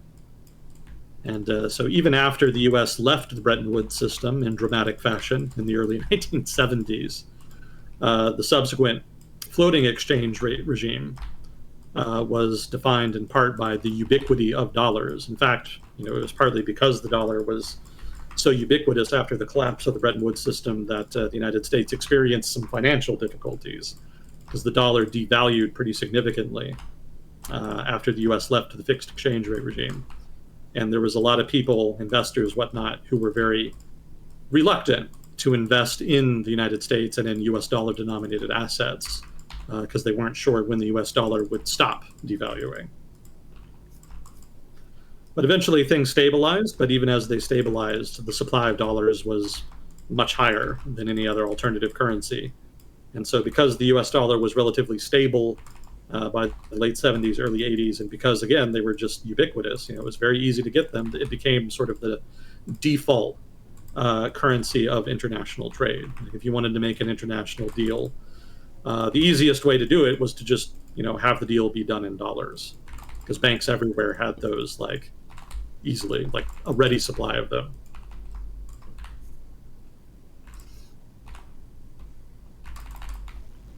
It's interesting, the currency, it doesn't intrinsically have value, but it still has a small amount in being standardized and represent some symbols and information on it that delineate its worth.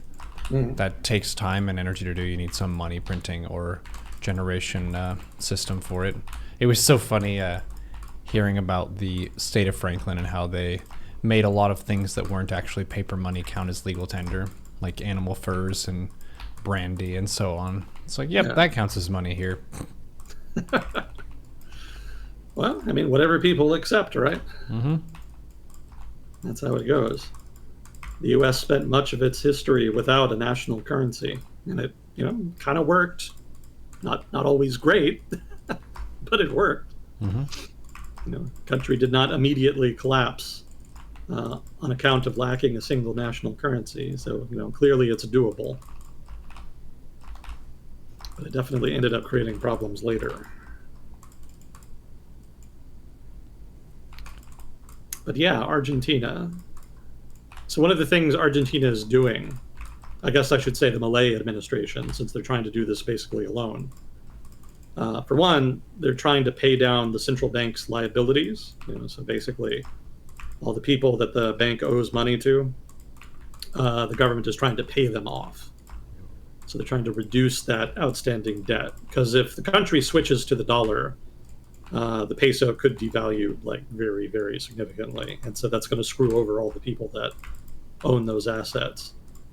So, they don't want to do that. So they want to pay that down. And once those outstanding liabilities get low enough, what he says they're going to do is basically he said explicitly they're going to stop printing pesos, which is going to, over time, reduce the supply. And eventually, he says he is going to remove capital controls, which are basically restrictions on the ability to move money into and out of Argentina. And those capital controls are one of the main tools by which Argentina has managed its currency over, the period of instability that's been in for some decades now. If the market says that it doesn't trust the government and it wants to devalue the currency, the government intervenes by limiting the ability of people to basically sell or trade their Argentine pesos for other currencies, and that helps prop up the value somewhat. So Milei says he's just going to toss that. Once the central bank's liabilities are low enough, he's going to stop printing pesos, and he's just going to open up capital controls, and he's going to allow the peso to just float. In other words, he's going to let the market define the value fully. And his expectation is that the market will naturally move people away from the peso to the dollar. Basically the peso will just devalue and be considered sufficiently worthless that people will just organically start adopting dollars. and that in this way, Argentina will dollarize. It could work. I think reducing the central bank's liabilities is going to be the hard part. Because, obviously, if you want to pay off debt, you need to spend money. And right now, the Argentine government is really looking to reduce its outflows, right? It's trying to cut spending because too much spending is one of the major issues that they've had. But if they can find the money to do that, then the other steps are, entirely feasible. One of the things he said he wanted to do to try to pay down the central bank's debt is to try to lower interest rates, which they've apparently done, in order to try to make the central bank's debt less attractive than treasuries. So, it's better, you prefer higher interest rates on the debt you own, basically. So by lowering interest rates, you're creating an incentive to try to trade your low rate debt for higher rate treasuries. Yeah, the article I read did not go into details about that, so I imagine there's probably more to it. Like the treasuries would have to be dollar denominated for that to really make sense. And I'm not entirely sure how they're going to get people to trade away the central bank's debt specifically for those treasuries. There's other options, right? And if there's other options, right, if they're just trading their central bank debt to other people, then you're not removing the central bank debt from circulation, and so it remains outstanding. They have to get people to either forgive the debt or trade it back to the government in exchange for something else. So in the government's opinion right now, that something else could be treasuries, but I don't know if that's going to be enough by itself to significantly and sufficiently reduce central bank debt, enough for them to move on with the plan as it was outlined. So we'll see how that works and whether it works. But if they can get past that hurdle, like not printing further pesos is definitely going to have an effect on the value, and opening up capital controls will have an even bigger impact on the value. So there's a very good chance at that point that the peso could just be driven from the market entirely, and the dollar will be basically the only accepted currency in broad swaths of the economy. Yeah, there's another problem. Are there any other countries who might consider doing this if this works for them? Nobody who wasn't already considering it, because it's not like some other countries have done it, so it's not like this weird fringe thing. Like, you can totally do it. In Argentina's case, it would probably be better to keep their own currency, given that the economy is large enough that there are going to be enough differences in Argentina's economy and the U.S. economy that having an independent monetary policy would be useful. But that entirely, whether or not they can actually have an independent monetary policy depends entirely on the ability of the government and the central bank to responsibly wield that monetary policy and not just do a bunch of politically charged bullshit that's going to crash the economy. Mm-hmm. And successive governments in Argentina have suggested that that's not going to happen.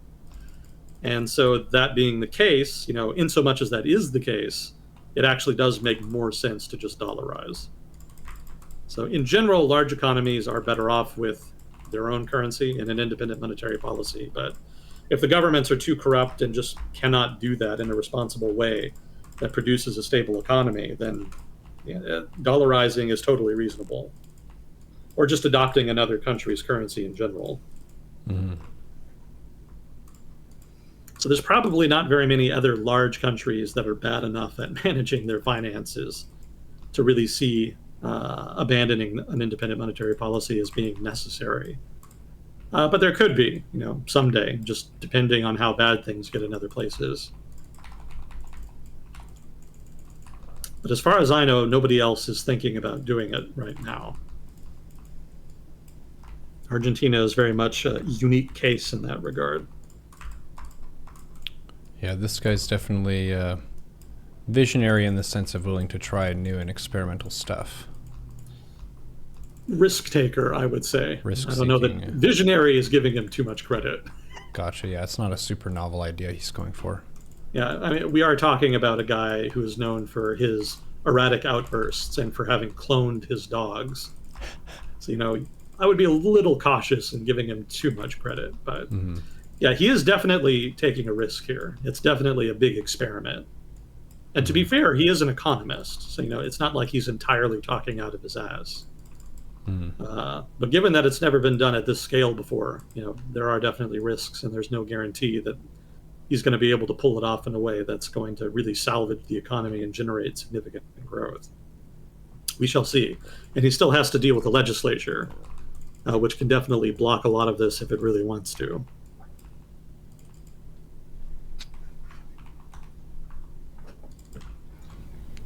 There was a question in chat.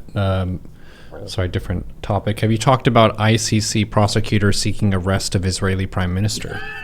No, we haven't talked about it, but I mean, there's not much to say, right? I mean, does anybody really expect them to arrest him? Like he's just going to walk into custody or be turned over to custody?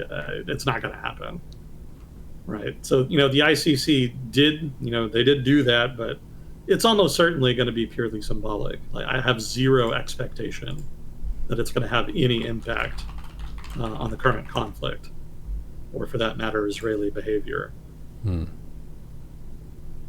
Yeah, I know technically Israel is part of the ICC, but yeah, they're just going to blow it off. So zero change. It doesn't matter. Is sort of the bottom line there. It's not going to make a big difference. Ladies and gentlemen, you're listening to World Discussion with Agent Smith talking about the world live. We've gotten a lot of US history done. Haven't really dug in too much to current events. Lovely Trisha in the chat. Welcome, welcome. Well, I was just going to say that there's an economics YouTube channel called Money and Macro, which is actually very good. That's a strong recommend for those of you interested in the subject. And he actually did an episode on Argentina.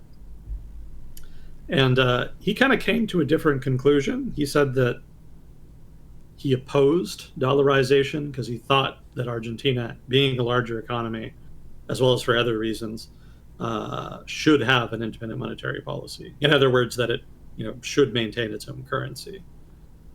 And I think he kind of implicitly recognized that a lot of the desire for dollarization comes from a lack of faith in the government's ability to manage the country's finances. But he said that as an economist, he prefers to stay optimistic and prefers to kind of assume that there are professional public policy folks who can make that happen. And so from a technical perspective, he's right, but from a political perspective, I think he's a little detached from the reality of Argentine governance. So in so much as I have criticism, it's just with regard to that. He's definitely more of an economist than a political economist. Because from a political economy perspective, lack of faith in the Argentine government's ability to manage its finances and economic policy in general is just totally justified. Like the record is bad enough at this point that you really just can't blame people for having zero faith that the government is ever going to correct the ship in that regard. So, if they can't manage to use the tool correctly, taking the tool away from them is not a bad move. Yeah. In that sense.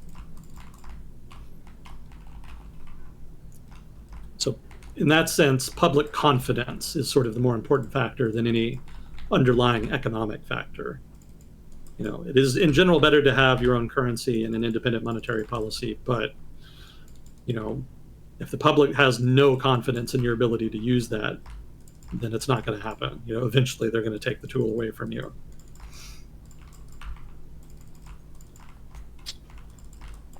Chat asks, Dear Agent Smith, is the Texas economy safe for the foreseeable future?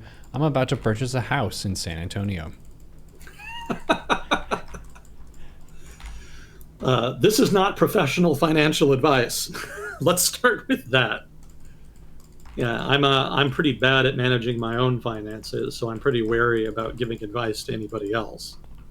But as far as like the Texas macro economy, it's pretty strong right now. Last I checked, it's still adding jobs. Prices are okay. It's not an energy dependent economy anymore, but energy is definitely a very important component. And prices are still pretty good. Oil's doing well, natural gas is doing well, especially since we're exporting so much now to Europe. So those are pretty strong industries, and in so much as those are major economic drivers, there's pretty decent reason to have confidence in the overall positive trajectory of Texas economic growth for the foreseeable future. Tech sector is doing pretty well. I don't know how much anybody really knows or cares about this, but there is kind of a big tech center in Dallas. They call it the Silicon Prairie here. So, I'm sure it's nothing comparable to like Boston or New York City or San Francisco, certainly. But we do have our own little corner of that market here in Dallas. And that is an important contributor to the economy here in North Texas. So that continues to do well. Layoffs in the industry notwithstanding, like overall the industry is relatively healthy. I don't think anybody's expecting like a major crash anytime soon anyway. What else? There's lots of green energy here. I think that surprises some people, but Texas actually does see a lot of investment into renewable energy. I think we're the top generator of wind energy, if I'm not mistaken. Something like that. Because we harness the power of tornadoes, right? Oh, no. I actually saw a video on Reddit of a tornado destroying a wind turbine a couple days ago. It was pretty wild stuff. But we generate a lot of wind energy. Lots of green stuff. The government doesn't really care too much for it, but they don't go out of their way to stop it either.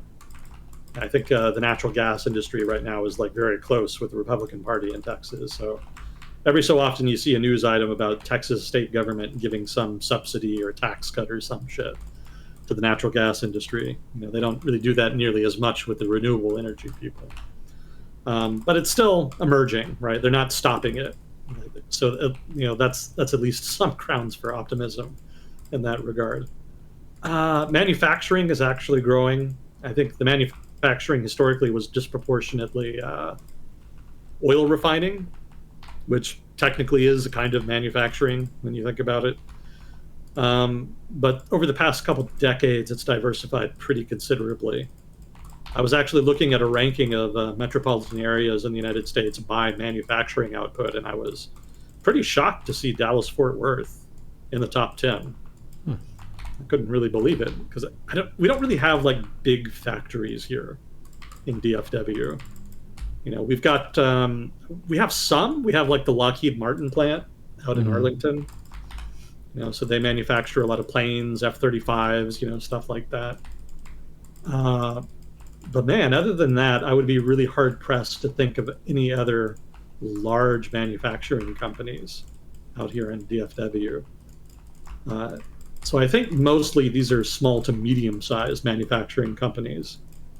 I assume they're taking advantage of DFW's status as a kind of key junction.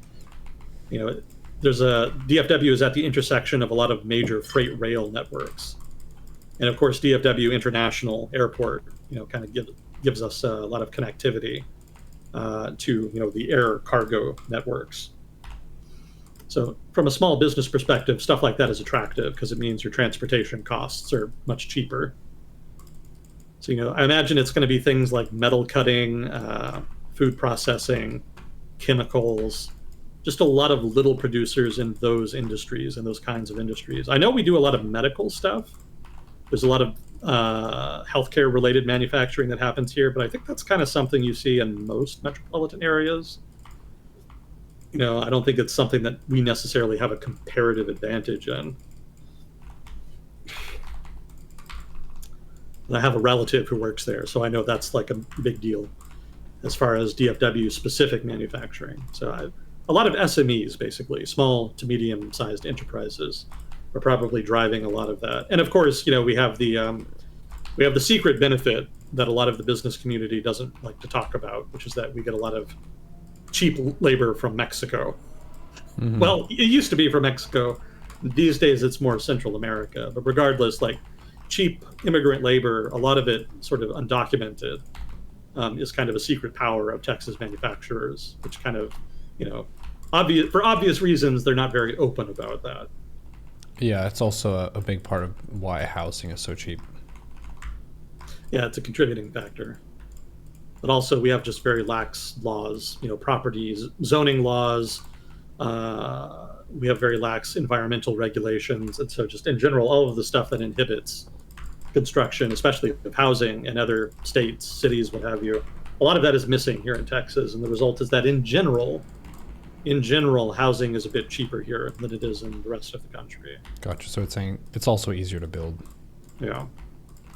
Still very pricey. I've definitely got some of my younger relatives complaining a lot about how hard it is to find an affordable apartment. So, it's not like it's not getting expensive here too. It's just not getting as expensive as, say, where you live, for example, in Southern California. So we've got some advantages there. Also, it's just a very flat state. So, there's pretty much always somewhere new to build. You can always build out. There's always room for more sprawl. In a place like Southern California, you're hemmed in a little bit by all of the mountains and hills and whatnot. Yeah, and unlike the East Coast, there isn't quite as long of a heritage of like high population being there. Well, the issue more on the East Coast is that they developed before transportation got really cheap and easy, so they had to build up, right? For most of human history, there was a pretty hard cap on how large a city could be before it exceeded the ability of contemporary technology to supply that city with the stuff that it needed, food, materials, etc. And throughout history, it was only in cases where there was some weird, mitigating circumstance where cities could exceed that cap. In the case of Beijing, for example, it was able to become one of the largest cities in the world in its day because of the Grand Canal. They were able to send lots of food by boat from some of the most agriculturally productive regions on the planet up the Grand Canal to Beijing. So, without that, they would not have been able to feed all of those people, and the city's size would have been unsustainable. In the case of Delhi in India, I think in the 1700s, which became very large, their thing was this particular caste of people that were basically nomadic, and they specialized in basically trading food and other supplies to Delhi. And they were just totally dedicated to that. And there was a pretty decent number of them, so they were able to bring in way, way more supplies and food and whatnot than would have been possible otherwise. And of course, being near the Ganges also helps. Those riverine networks allow a lot more transportation than would be feasible otherwise. So other than these sort of special cases, it was very hard to make a city large without making it also very sick and very hungry. But then in the 1800s, you saw the development of rail networks that significantly increased the capacity of logistical networks to support cities with very large populations. And so between transportation improving and improvements in sanitation, which was also very important, it was only then, sort of in the mid-late 1800s, and then, of course, especially in the 20th century, that cities could really just explode into these mega cities that we know them as now.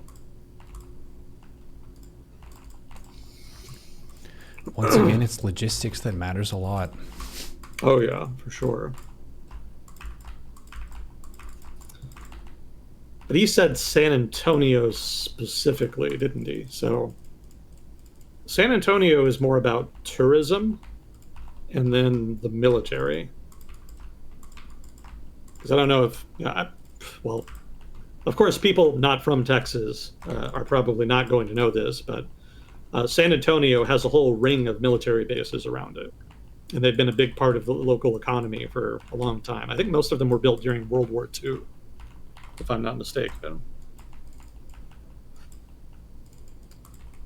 But those are important. And then the Alamo, of course, draws a lot of people as a tourist attraction. Yeah, I remember the Alamo. You're ever the Texas patriot, Neuro. Yep. But when they started drawing more and more people to see the Alamo, then they started building up other touristy stuff like the Riverwalk, hotels, what have you. So now it's a very touristy city, just broadly speaking. So tourism and the military kind of prop up the economy there. and I think it's doing okay. There's no reason to think the military is leaving, so that part of the economy isn't going anywhere. Tourism, I think, is doing okay as well. I haven't heard otherwise. So, given that those are the two principal pillars of the local economy, they should be okay, I would guess. Again, that's an educated guess on my part, but I think the questioner should be fine. But we'll see. San Antonio has a basketball team, right? Spurs, yep.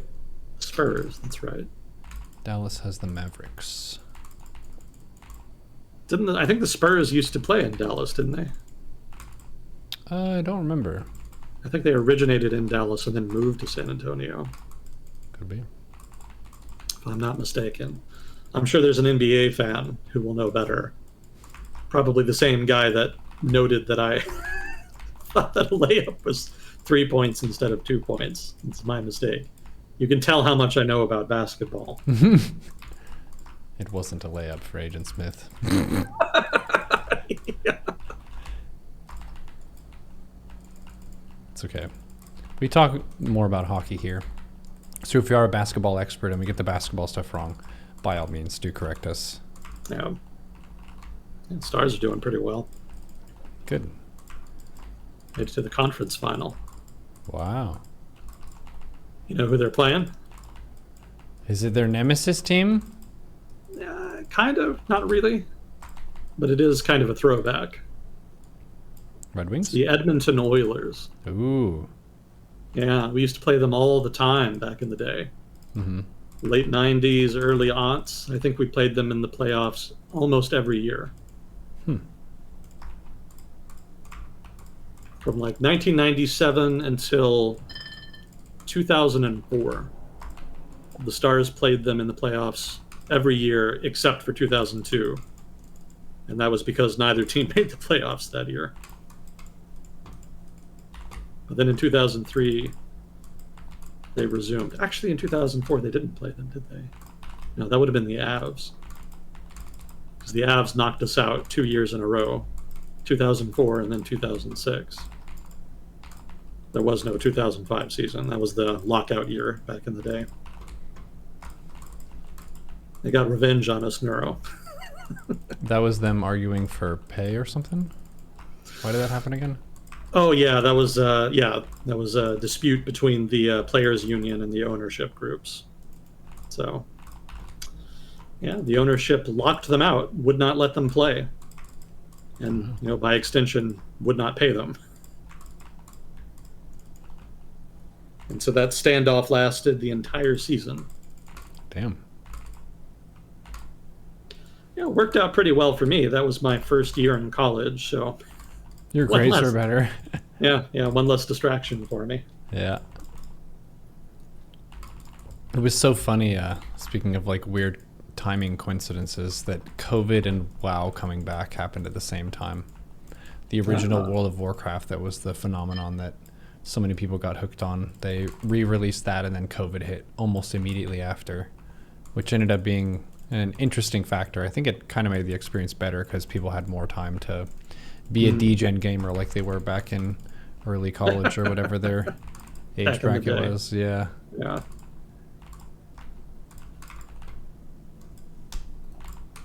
Back in the good old days. Yep.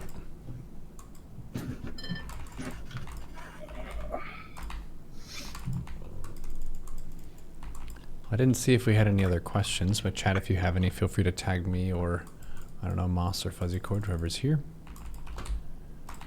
We've had some reasonable and silly StarCraft games meanwhile. I've been playing a lot of Baldur's Gate 3. That game is so good. Yeah. Honor mode is really exciting. A lot of stuff goes different ways than previous runs, and everything is final, so it really feels like all the decisions matter, and the intensity of every roll is elevated a lot because your resources are tighter too. Oh, wow. Are you obsessively, compulsively gathering liquor? Not specifically liquor, just picking up every item that's in front of you. Yeah, I was always worried that I would not have enough supplies to sleep, Mm-hmm. and so I would always gather up everything that had any kind of supply value. Pretty unnecessary in retrospect. Kind of figured that out for my second playthrough. Definitely makes the game go faster.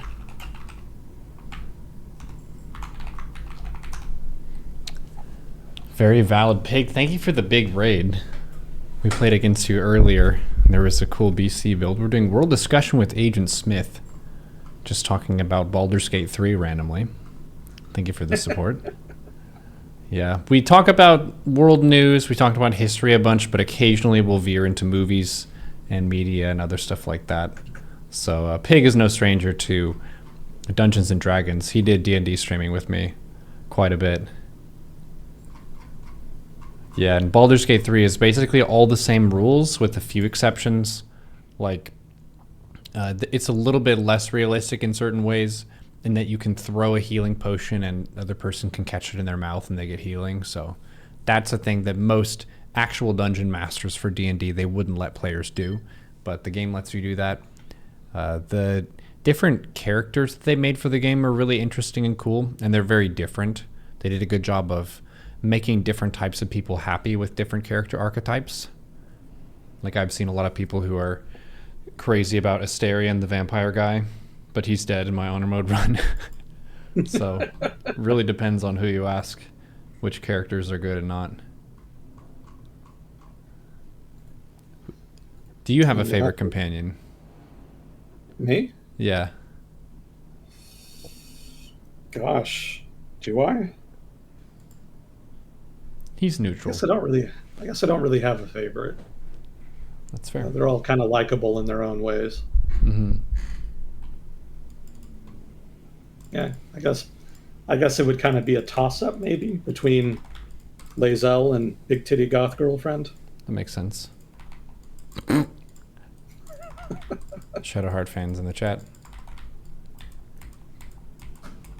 Yeah, Shadowheart's awesome. Her backstory reveal is really intense and interesting. Won't spoil it, but it's pretty cool. Oh, have you gotten to that? Yeah. If you... I don't know if you actually have to romance Shadowheart. I don't think you do. Just going to the Temple of Shar resolves a lot of backstory about her character, and she has to kind of go through the different rites for it. Right. Which I don't know if her character has to be there. I think it probably does. So if you didn't bring her through there, none of that stuff would have activated. I don't know how far you got in this story. That was really cool. Oh, I fucking obliterated it. Oh, okay. I made it front to back. And anything I didn't see, I eventually saw on YouTube later when I was marathoning my way through alternative playthroughs. So I've seen just about everything there is to see. Okay, with cool. some exceptions. You know, I'm more concerned about spoiling you than vice versa. Oh, okay. So I'm not going to say anything. But yeah, the Temple of Shar was a cool level. I'll say that much. I did like the level design. Mm-hmm. It's very atmospheric. They did a good job with that. Nice statues too. You noticed that too. Good architecture, yeah. I've definitely got some screenshots. I was like, that's how I would do them in my house. Trisha's really funny. She teased me about it. I have a bunch of like pretty characters from Dota on my wall. Mm-hmm. The wall of waifus. A very understanding girlfriend. Mm-hmm. Lucky as always, Neuro. She's cool. Bless up. Oh my gosh. So, kind of bringing us back to Earth here. There was a question in chat. If you were to move with the main point of having the best climate impact, where would you move to in the US? Oh, the best climate. I mean, it really depends on how you define best climate, right? Like, what do you want out of your climate? Some people really I think they mean having the best environmental impact. The best environmental impact. As in, like... I guess I'm confused about what they're asking then. I think they mean, like, carbon-friendly, trash-friendly, that kind of thing. I don't know if China was still here. Yeah. So the most, what, in terms of like public policy, who has the most climate Yeah. friendly policy in the United States? Oh no, they meant best resilience against climate change. The last state to Oh, fall to climate change, you mean? okay. Alaska.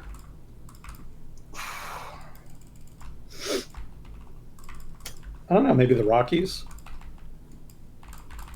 I mean, there would probably be less snow, but, otherwise wouldn't be too much of a problem, I imagine. Hmm. So that's one place. I guess anywhere close to the coast might be a problem. Yeah, because of tsunamis and stuff. You don't want to be on fault lines. You could say that a lot of the fault lines are more disruptive due to fracking and fun stuff that we're doing to the earth. Yeah, that's true. That's not really a climate problem, though. True. So, yeah, if you don't care about fracking and earthquakes and, well, just earthquakes in general, really, then Pacific Northwest is not a bad choice because I don't know how much climate change is affecting them. Actually, you would know that better than me, Neuro. Nah. It's very safe in the terms of it's insulated against global warming very well because it's pretty far north and there's a lot of moisture.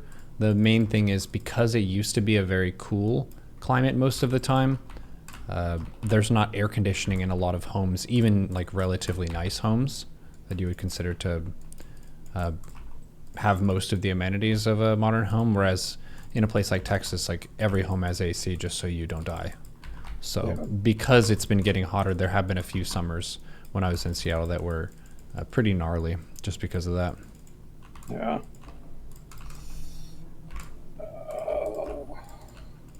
Maybe Appalachia. West Appa- Virginia. yeah, I don't know if that's a great choice though, because, well, I mean, besides the fact, do you really want to live in Appalachia? it's a very That's a very poor region for those of you not from the United States listening. But it can also get pretty cold there. I don't know. I'm not the best person to ask this because I'm not super familiar with climate zones or climate policy in the United States. I tend to focus more on foreign policy and then on things like industrial policy, trade, that side of economic policy. The climate is definitely not my forte. That's very much on purpose because, I kind of figured a long time ago that climate policy would meet significant resistance and that there would probably be very little actual implementation over time. Mm-hmm. And in that sense, there wasn't necessarily much point in trying to follow it very closely. So I think America's record in that regard has kind of worn me out Mm-hmm. and proven me right. It probably was the right move. But in turn, I'm not very well versed in the kinds of policies that a lot of the green crowd kind of push for and advocate. So it's not really my area, unfortunately. Yeah, and it's hard because a lot of the people who are in the green crowd are specializing in a particular angle for environmentalism. It's hard to push every direction at once, and there are a lot of different ways that we affect Earth between either garbage or creating carbon dioxide and stuff that's changing the atmosphere to animal extinction, that kind of stuff. One of the interesting ones is the way that we've manipulated the number of certain animal and plant species and how that allows us to crank out a lot of stuff that's useful to us, but at the same time increases our risk in the case that those things end up being diseased. Like, I think we're being risky with the bananas that we have because the bananas that are normally sold at stores are all clones of each other. So if that banana is compromised, then we're going to need to pivot bananas. Yeah, I could have sworn I was reading a couple years ago that the Cavendish was going away, specifically for that reason. Some kind of disease or fungus or something.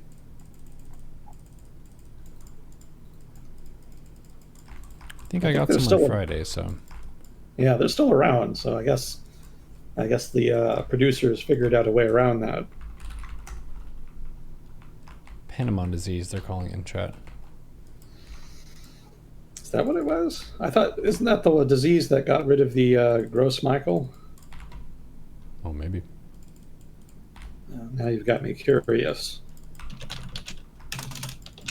Yeah, the gross Michael was the most popular commercial banana back in the early 20th century. Mm-hmm. You know, people who remember them swear by them. They say they were way better than the Cavendish, which is what replaced the gross Michael.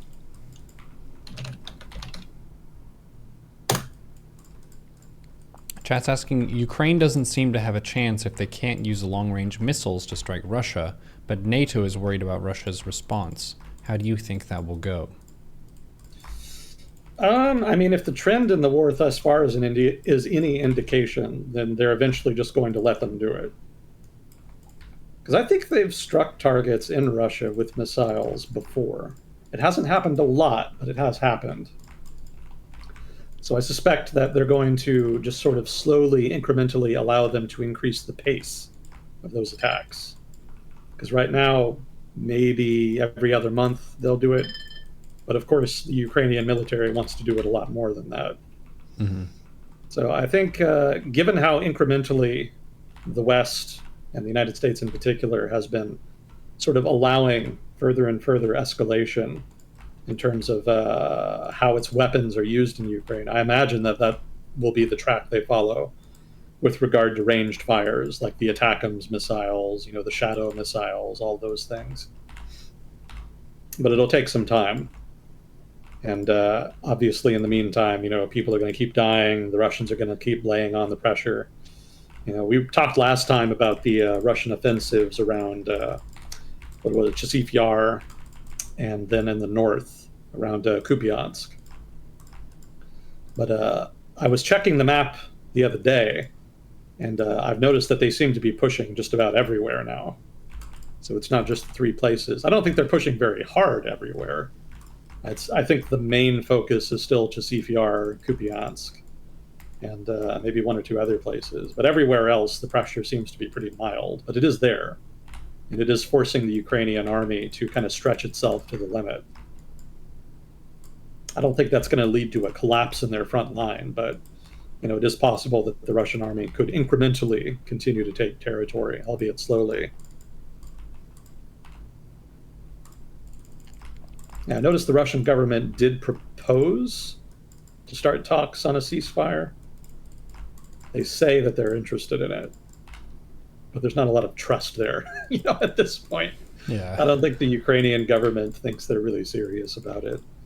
I don't know that the West thinks that that's serious about it either. So most likely those talks are not going to go anywhere. It makes me wonder how many times a ceasefire agreement was used to just, like, militarily surprise someone. Oh, hey, we're totally not going to shoot you. Let's agree to not shoot each other. Hey, guys, don't tell them, but we're going to just go shoot them after this. Well, not too often, because, I mean, even after you sign the ceasefire, that's not the same thing as demobilizing. Ceasefire means you just stop shooting at each other, but you're still going to keep your troops at the front line ready to go when necessary. You know, as far as duplicity in ceasefires, the issue is more about good faith, because generally a ceasefire is something you agree to when you want to make a good faith negotiation regarding peace. But alternatively, a ceasefire could just be a way of stopping the fighting so that you can rebuild your armed forces and then fight from a more favorable position later. Yeah, you're delaying the fight. Yeah, in a way that benefits you specifically. So the concern there is that the Russians, if they do agree to a ceasefire, are just going to use it to rebuild their military, build up their military, and then continue offensive operations later with more well-rested troops and new equipment. Mm-hmm.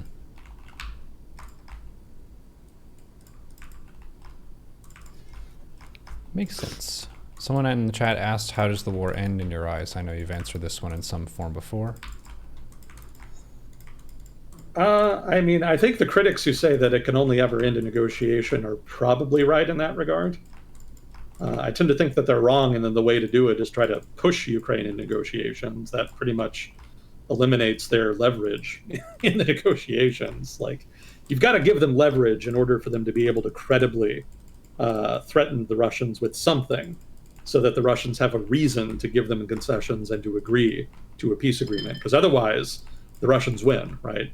If all of the signals the West sends to Ukraine are that we're going to get tired and quit supporting Ukraine at some point, then that means that in the future, Ukraine is just going to get much, much weaker, and that Russia can quite accurately and reasonably surmise that if they just keep fighting, then they'll eventually beat them on the battlefield, and then they could just do whatever they want. So, you do have to continue to back them and to give them some kind of leverage in the negotiations. But that said, if we do that, if that is what happens, and we do back them to the point where there are substantive negotiations, then invariably that becomes the path forward. That becomes the only viable solution to the conflict. And again, there's a lot of uncertainty in war. Who's to say? Somebody's army could break, the front line could collapse. There could be political instability in one or the other combatants. So, who the fuck knows, right? That's all uncertainty. You really have to respect that uncertainty too. So, but while recognizing that, ceteris paribus, like all else equal, if we assume that things stay as they are, and the West continues to back Ukraine credibly, then yes, negotiations are the only way it can realistically end. And, what those negotiations entail, I don't know. It really depends on the perception of both sides of the trajectory of the conflict. The Russians obviously want to hang on to the territories they've taken. That's probably going to be their opening default position. But hypothetically, they could be talked into giving up some of that territory if there are concessions from Ukraine and the West on this, that, and the other issue. Possibly neutrality is still on the table. I have a hard time believing the Ukrainian government is going to accept that. At this point, Russia has zero credibility as far as security commitments go. In other words, if the Russian government totally promises and pinky swears not to invade Ukraine again if they agree to peace, the Ukrainian government has zero reason to believe them. So they're going to want a lot more than that. But that said, the Ukrainian government could hypothetically be willing to make concessions as far as something like recognizing Crimea as part of Russia, which is going to be very unpopular amongst the Ukrainian public. But in exchange, they could, for example, get, let's say, a Russian withdrawal from Zaporizhia and Kherson. That much could be on the table. Right, maybe. Again, all of this is just pure speculation. It depends entirely on Russia, but it is not outside the realm of possibility that they might trade Zaporizhia and Kherson for not only an end to the war, but also Ukrainian recognition of Russia's claim on Crimea, if not also Donetsk and Lugansk. So again, that would be very unpopular, but it would at least stabilize the border and end the conflict and open the way for Ukraine to integrate with the West more fully than it had before. But also, it's possible that Russia just doesn't want to give up anything. They may just stick with the front line as it is and try to make that the border. In which case, the Ukrainian government is going to be very much at pains to come to an agreement, but there's not a lot of alternatives. So in that case, there would have to be some kind of broader package involving the West.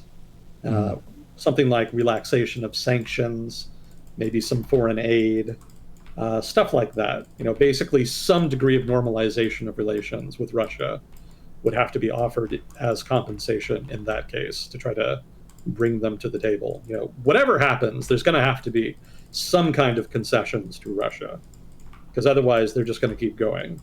I don't think things are bad enough in Ukraine for the Russian army or in Russia for the Russian government that they would be willing to end the war with no concessions on the part of the Western Ukraine. Well, they invested so much in the war that they feel like they need to grab at least something from it. Yeah, most likely that's going to be some degree of territory. There's a question, what evidence do we have of material support of Russia from Iran, China, North Korea? Well, in Iran, it's obvious. The Iranian government has been selling, well, maybe not the government per se, but the Iranian company that makes the Shaheed loitering munition / drone, they've obviously been selling those to Russia. So, there's clear support in that regard. But beyond that, I don't know that there's really much else Iran has to offer them. They can't really spare a lot of their military because they're not very well equipped and they don't have a lot of money. So, there's limitations there. Selling weapons is probably the main way that they're supporting them. I've never seen any evidence that they're selling artillery shells or other forms of ammunition, but that's entirely possible. I don't know that Iran has much reason to do that because I don't think they have a lot of industrial capacity to produce that stuff. So I imagine they would prefer to keep their stocks and limited manufacturing capacity mostly for themselves. But they could be, they could be selling like a share of that at very high prices, probably. So drones and maybe ammunition from the Iranians. From China, that's really where things get kind of ambiguous.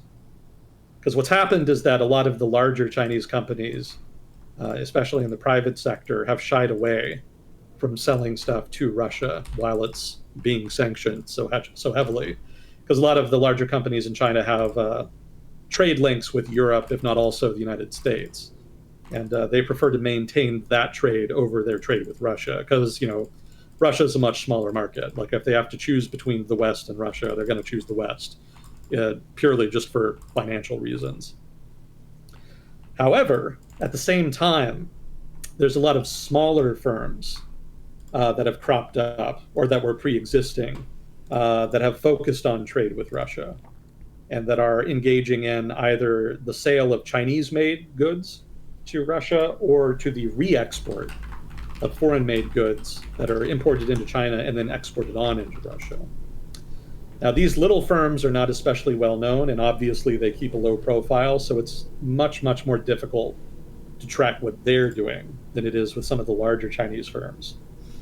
And so that makes it hard to really judge just to what degree China is actually supporting Russia. They were selling drones without any restriction, but then they implemented restrictions on the sale of drones to Russia and Ukraine because they didn't want to be seen as participating in the conflict. But at the same time, those drones are still ending up in Russia and Ukraine because of the re-export trade.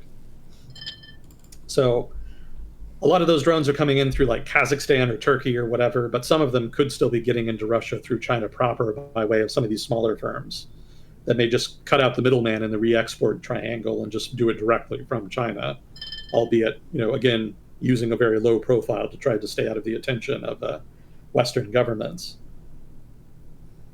I don't know how much ammunition they're selling. That's a big question. Obviously, Russia needs and wants a lot of artillery shells. China has a lot of manufacturing capacity, so one would infer that if China really started cranking up artillery shell production, that they could really carry Russia's demand and then offer a big surplus on top of that. But at the same time, I haven't read anything to suggest that Russia really has like a big surplus of artillery shells. Obviously, they have more than Ukraine. But from what I've read, most of their supply is still coming from Russian domestic production. So I don't know that Chinese producers are providing any of that yet. That is on the table. If the Chinese government changed its mind, they could do that. But for now, it seems they're withholding. So drones are still getting in. Ammunition does not seem to be in play. They are selling, that is to say that China is selling non-lethal supplies to Russia. So things like rations, medical equipment, non-combat vehicles, transports, trucks, things like that. Those are still being sold. And those are useful, especially since Russia lost so many vehicles in the first year of the war. So China is offering substantive support in that regard. But it doesn't seem like they're sending weapons yet. Again, that's something that could change. But it doesn't seem, from what I've read, that they're sending weapons yet. At least not obviously. Again, small Chinese firms could be doing this on a small scale without anybody really knowing it. Maybe even without the Chinese government knowing it. People tend to overestimate how powerful the Chinese government is in China. It's very difficult to keep track of 1 billion plus people. The Chinese government is frequently overwhelmed in that responsibility to the point where it feels it necessary to delegate significant authority to provincial and even local level governance in order to kind of help with that. And so that gives them a lot of discretion to get away with a lot more than lower level governments would in an equivalent political system in the West. So there's plenty of room for small actors to get away with breaching sanctions on Russia if they want to, and if they have enough money to bribe officials. But at the same time, I don't want to discount entirely that the government could be tacitly supporting that either. But regardless, if it's happening with government support or not, it probably is happening to some degree, but it's also probably happening at a relatively small scale. And again, for now. We'll see how that changes. Was there another one besides China and Iran? I think he asked about a third one. North Korea. North Korea. North Korea is pretty much spent at this point. North Korea supplied something like 1 million plus artillery shells in 2023. And that was partly a response to Ukraine getting lots of artillery shells from South Korea. South Korea had a big stock of artillery shells that it agreed to send, albeit somewhat indirectly. The South Korean government is trying to play this game where they're pretending they're neutral and not helping Ukraine, but at the same time selling lots of artillery shells and other weapons to Eastern European countries that then pass that stuff on to Ukraine, something that the South Korean government professes ignorance of. They're not fooling anybody, but for political reasons, they feel the need to maintain the pretense. So they had about 1 million plus artillery shells in South Korea in stocks there that were sent to Ukraine. And then there was also a bunch of newly produced artillery shells that they've sent over and continue to send over, albeit again indirectly. Now, that was something that happened before North Korea got involved. Russia saw that and wanted to get its own supply of artillery shells. Because keep in mind, it's only been in like the past 6 months to a year that Russian domestic production of artillery shells has scaled up to really meet demand. So before that, they were experiencing shortages of artillery shells too, just like Ukraine was, albeit not as bad. So in order to meet that demand, they, like the Ukrainians, went to the Koreans, in this case North Korea, and asked them to share their stock of artillery shells, which they then agreed to. So, there was kind of this Korean phase of the war in 2023 in which both sides were receiving huge amounts of artillery shells from one or the other Korea. But since then, both North Korea and South Korea have largely expended their existing stored artillery shells. Now any further artillery shells they send are going to come from factories that are producing them anew. And so that puts an inherent limit on the number of shells that they can send. So as far as I know, there's not really any other equipment, be it military or otherwise, that North Korea is contributing to the Russian war effort. It seems like their contribution was largely a one-off in the form of artillery shells. As far as I know, again, if someone knows more or better, please do correct me, but that is my understanding. So I don't know that North Korea is really I don't think they have anything really to offer beyond artillery shells, because most of their other equipment is just really old Soviet equipment, most of which they need, for the defense of North Korea, since, hypothetically there could be a war with the United States at any point. So they don't want to give away too much, especially since they lack a strong manufacturing base with which to replace a lot of that stuff. So North Korea is not a major contributor there at this point. 2023, yes, but I don't think they will be this year or in the future. So China is definitely the country to watch as far as foreign support to the Russian war effort. It's purely down to the Communist Party of China, whether they want to significantly ramp up that support and share their manufacturing base with Russia. And as everybody knows, the manufacturing base in China is just massive. So that would make a big difference for the Russian war effort. But for the moment, the Chinese government does not seem that interested in really propping up Russia's war effort. The Communist Party of China at this point has its own priorities, and it doesn't really feel particularly obligated to sacrifice any of those priorities on behalf of a Russian government that didn't really give them a lot of heads up about the war. They probably did tell them they were going to do it maybe like 6 months to a year in advance, but beyond that, it's not like they were asking permission. They were just sort of informing them that, hey, this is the thing we're going to do. And probably the party's perspective on that was, well, that's nice, but that's going to kind of fuck things up for us at the moment. because China's very much winning an economic victory in the game of global civ at this point. And so they would prefer to kind of keep things calm around the world rather than starting a bunch of wars, which are only really going to serve to inhibit Chinese commerce and the spread thereof. Keep in mind, it wasn't really that long before the war in Ukraine started in 2022 that there was completed a continuous rail connection between Europe and China, which largely ran through Russia. And there were actually, there was an increasing degree of economic activity along that rail network that was sort of linking China's economy with Europe. And, the war in Ukraine did not stop that, but all of the sanctions definitely served to inhibit it. And so that's only served to, in turn, inhibit the growth of Chinese economic influence in Europe, which is going to be pretty exasperating from the Chinese perspective. So, again, the war in Ukraine is not like some great net positive that all of this axis of resistance are all behind.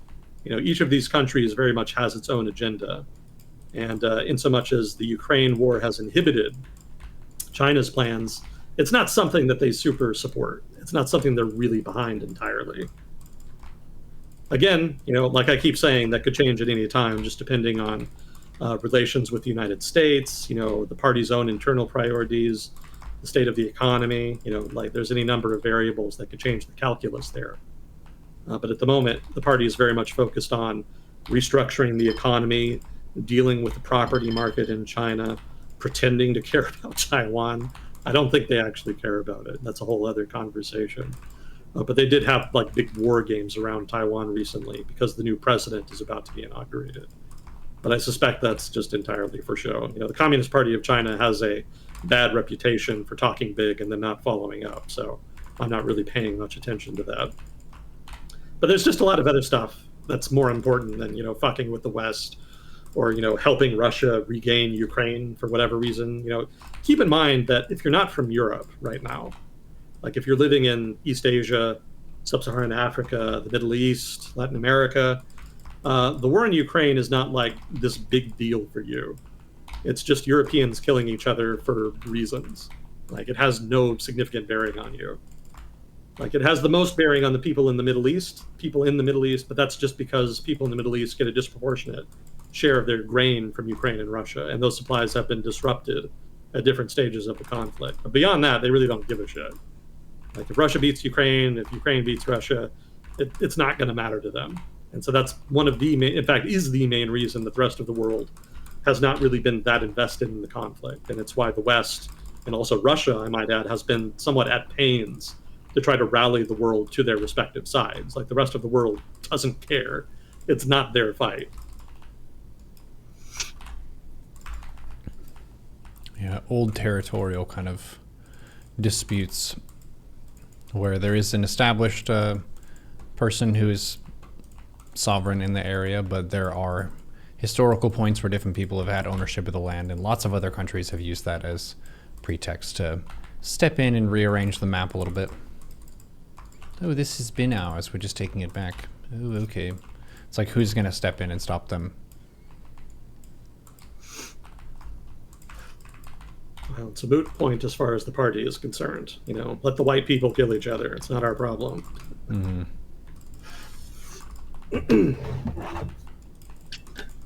Okay, we got about another 10 minutes if there's anything you wanted to wrap up with.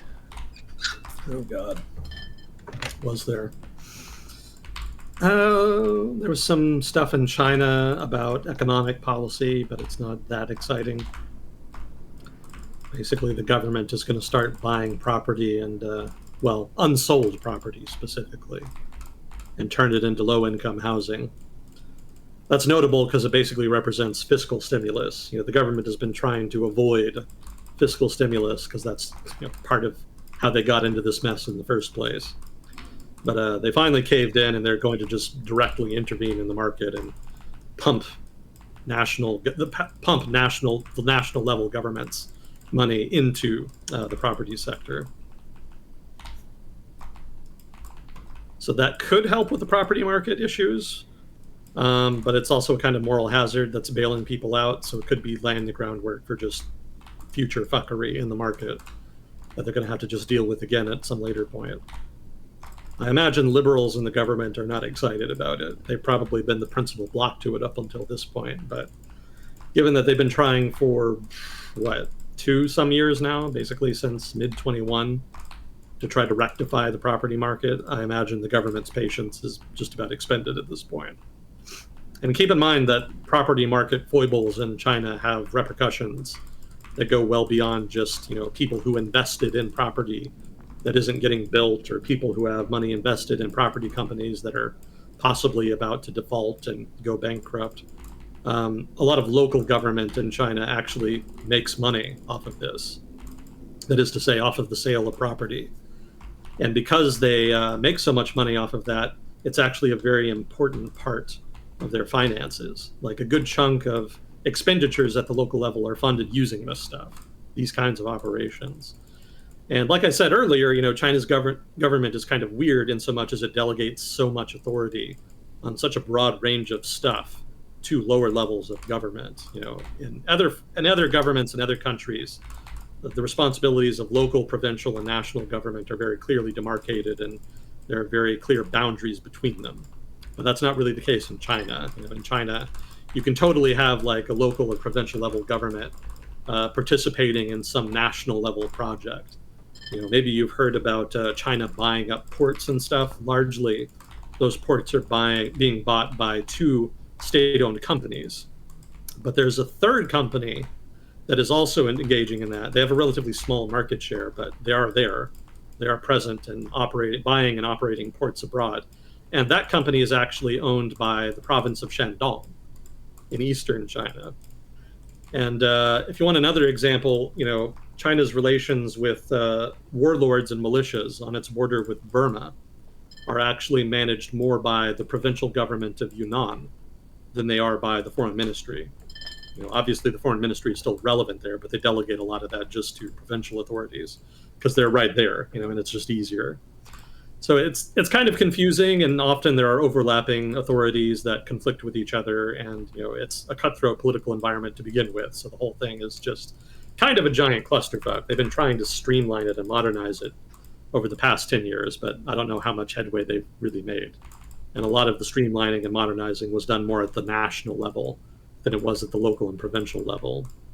So the reason I bring all of this up anyway is that local and provincial governments actually play a really important part in executing the Communist Party of China's industrial policy.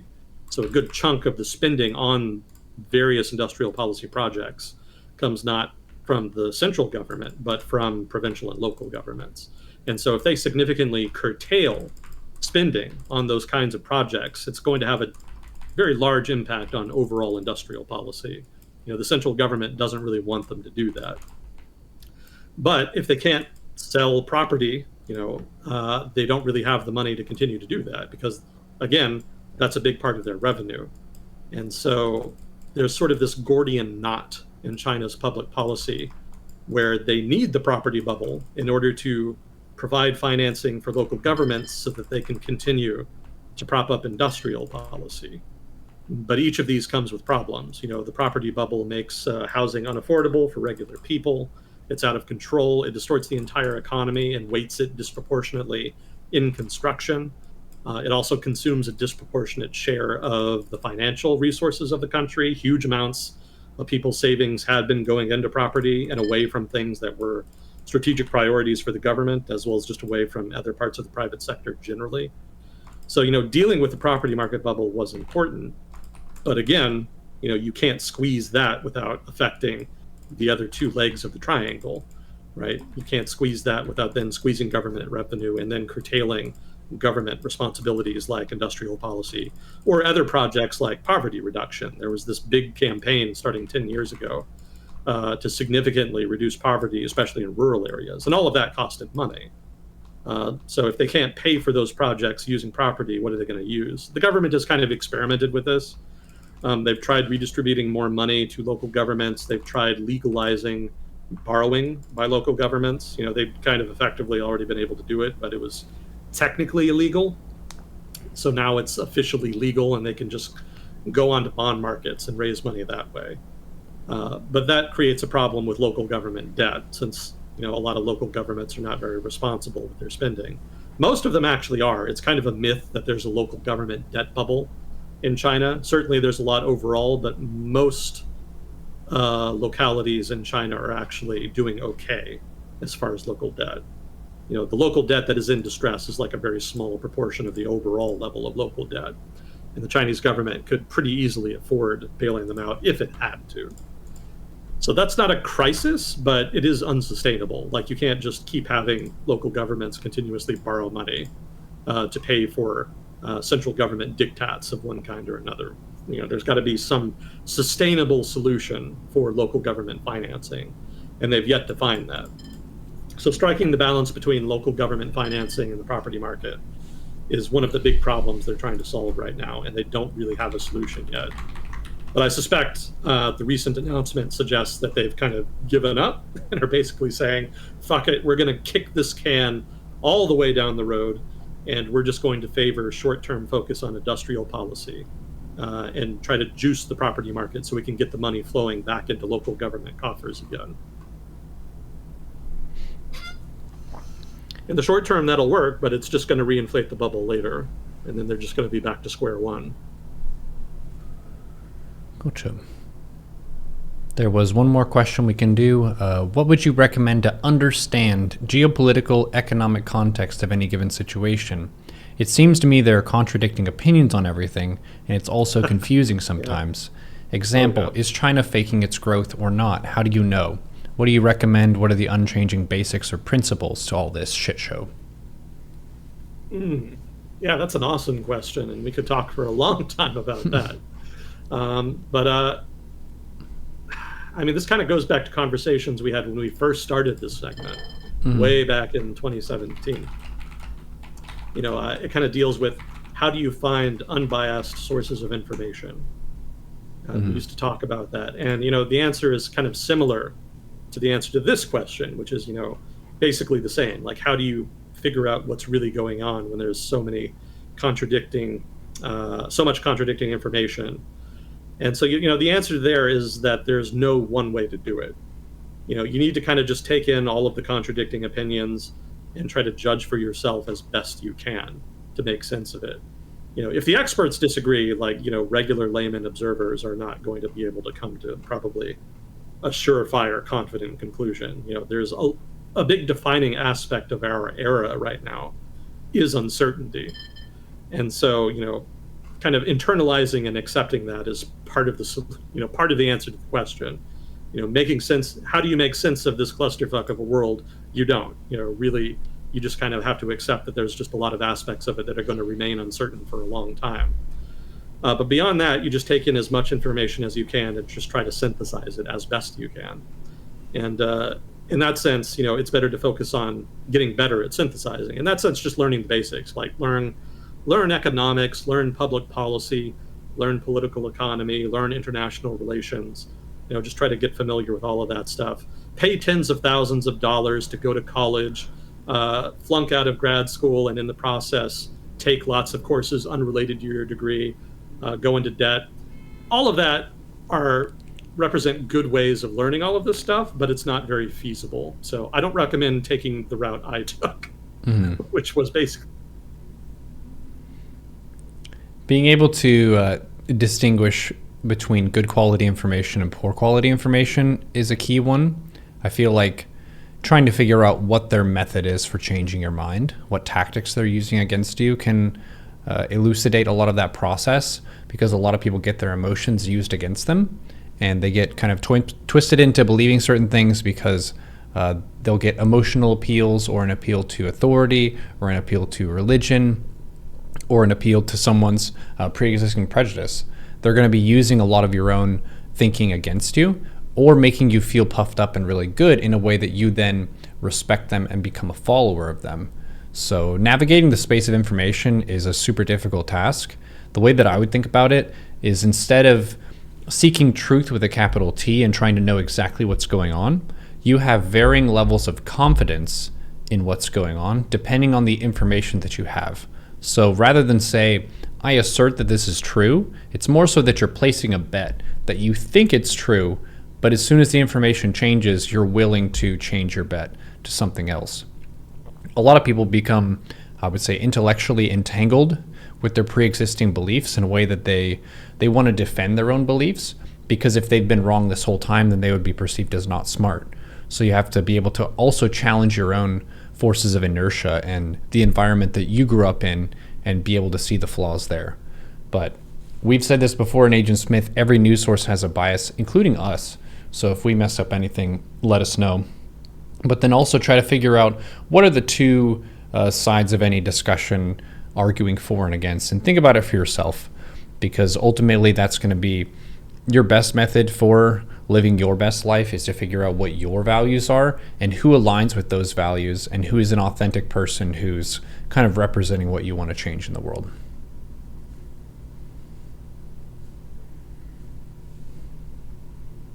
I think Agent Smith's internet went out or something. He dropped out of Discord. He was kind of mid-sentence and then he just disappeared. Do you think he's still talking, but he didn't know that he dropped out of Discord? Could be. The aliens got him. He knew too much. Agent Smith knew too much about the world. Yeah, we don't tell you who to vote for here, which is kind of weird. A lot of people feel unsatisfied in world discussion because we don't tell you what to think. Other people feel very intrigued by that. He's giving the best speech of his life. They laser beamed his internet from space.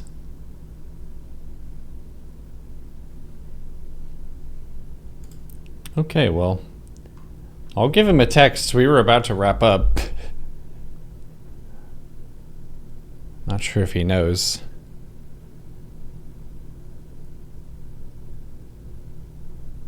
Not sure if your internet is out. Okay, just so he knows. Am I going to be at DreamHack Dallas? I'm not.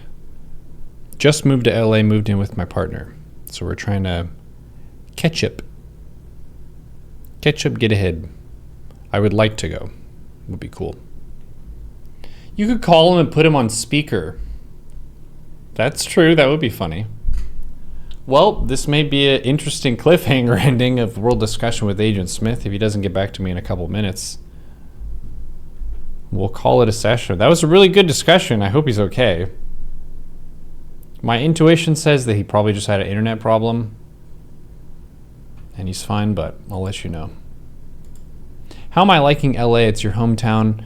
Always a special place in your heart for it. It's big, it's exciting, and it's competitive.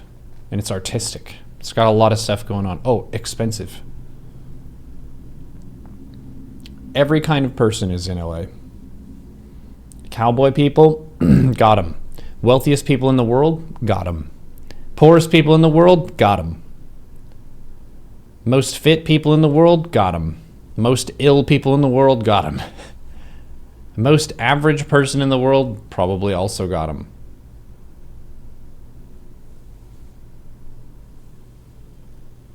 Whatever happens, whatever you do, always remember that the most important thing in the world is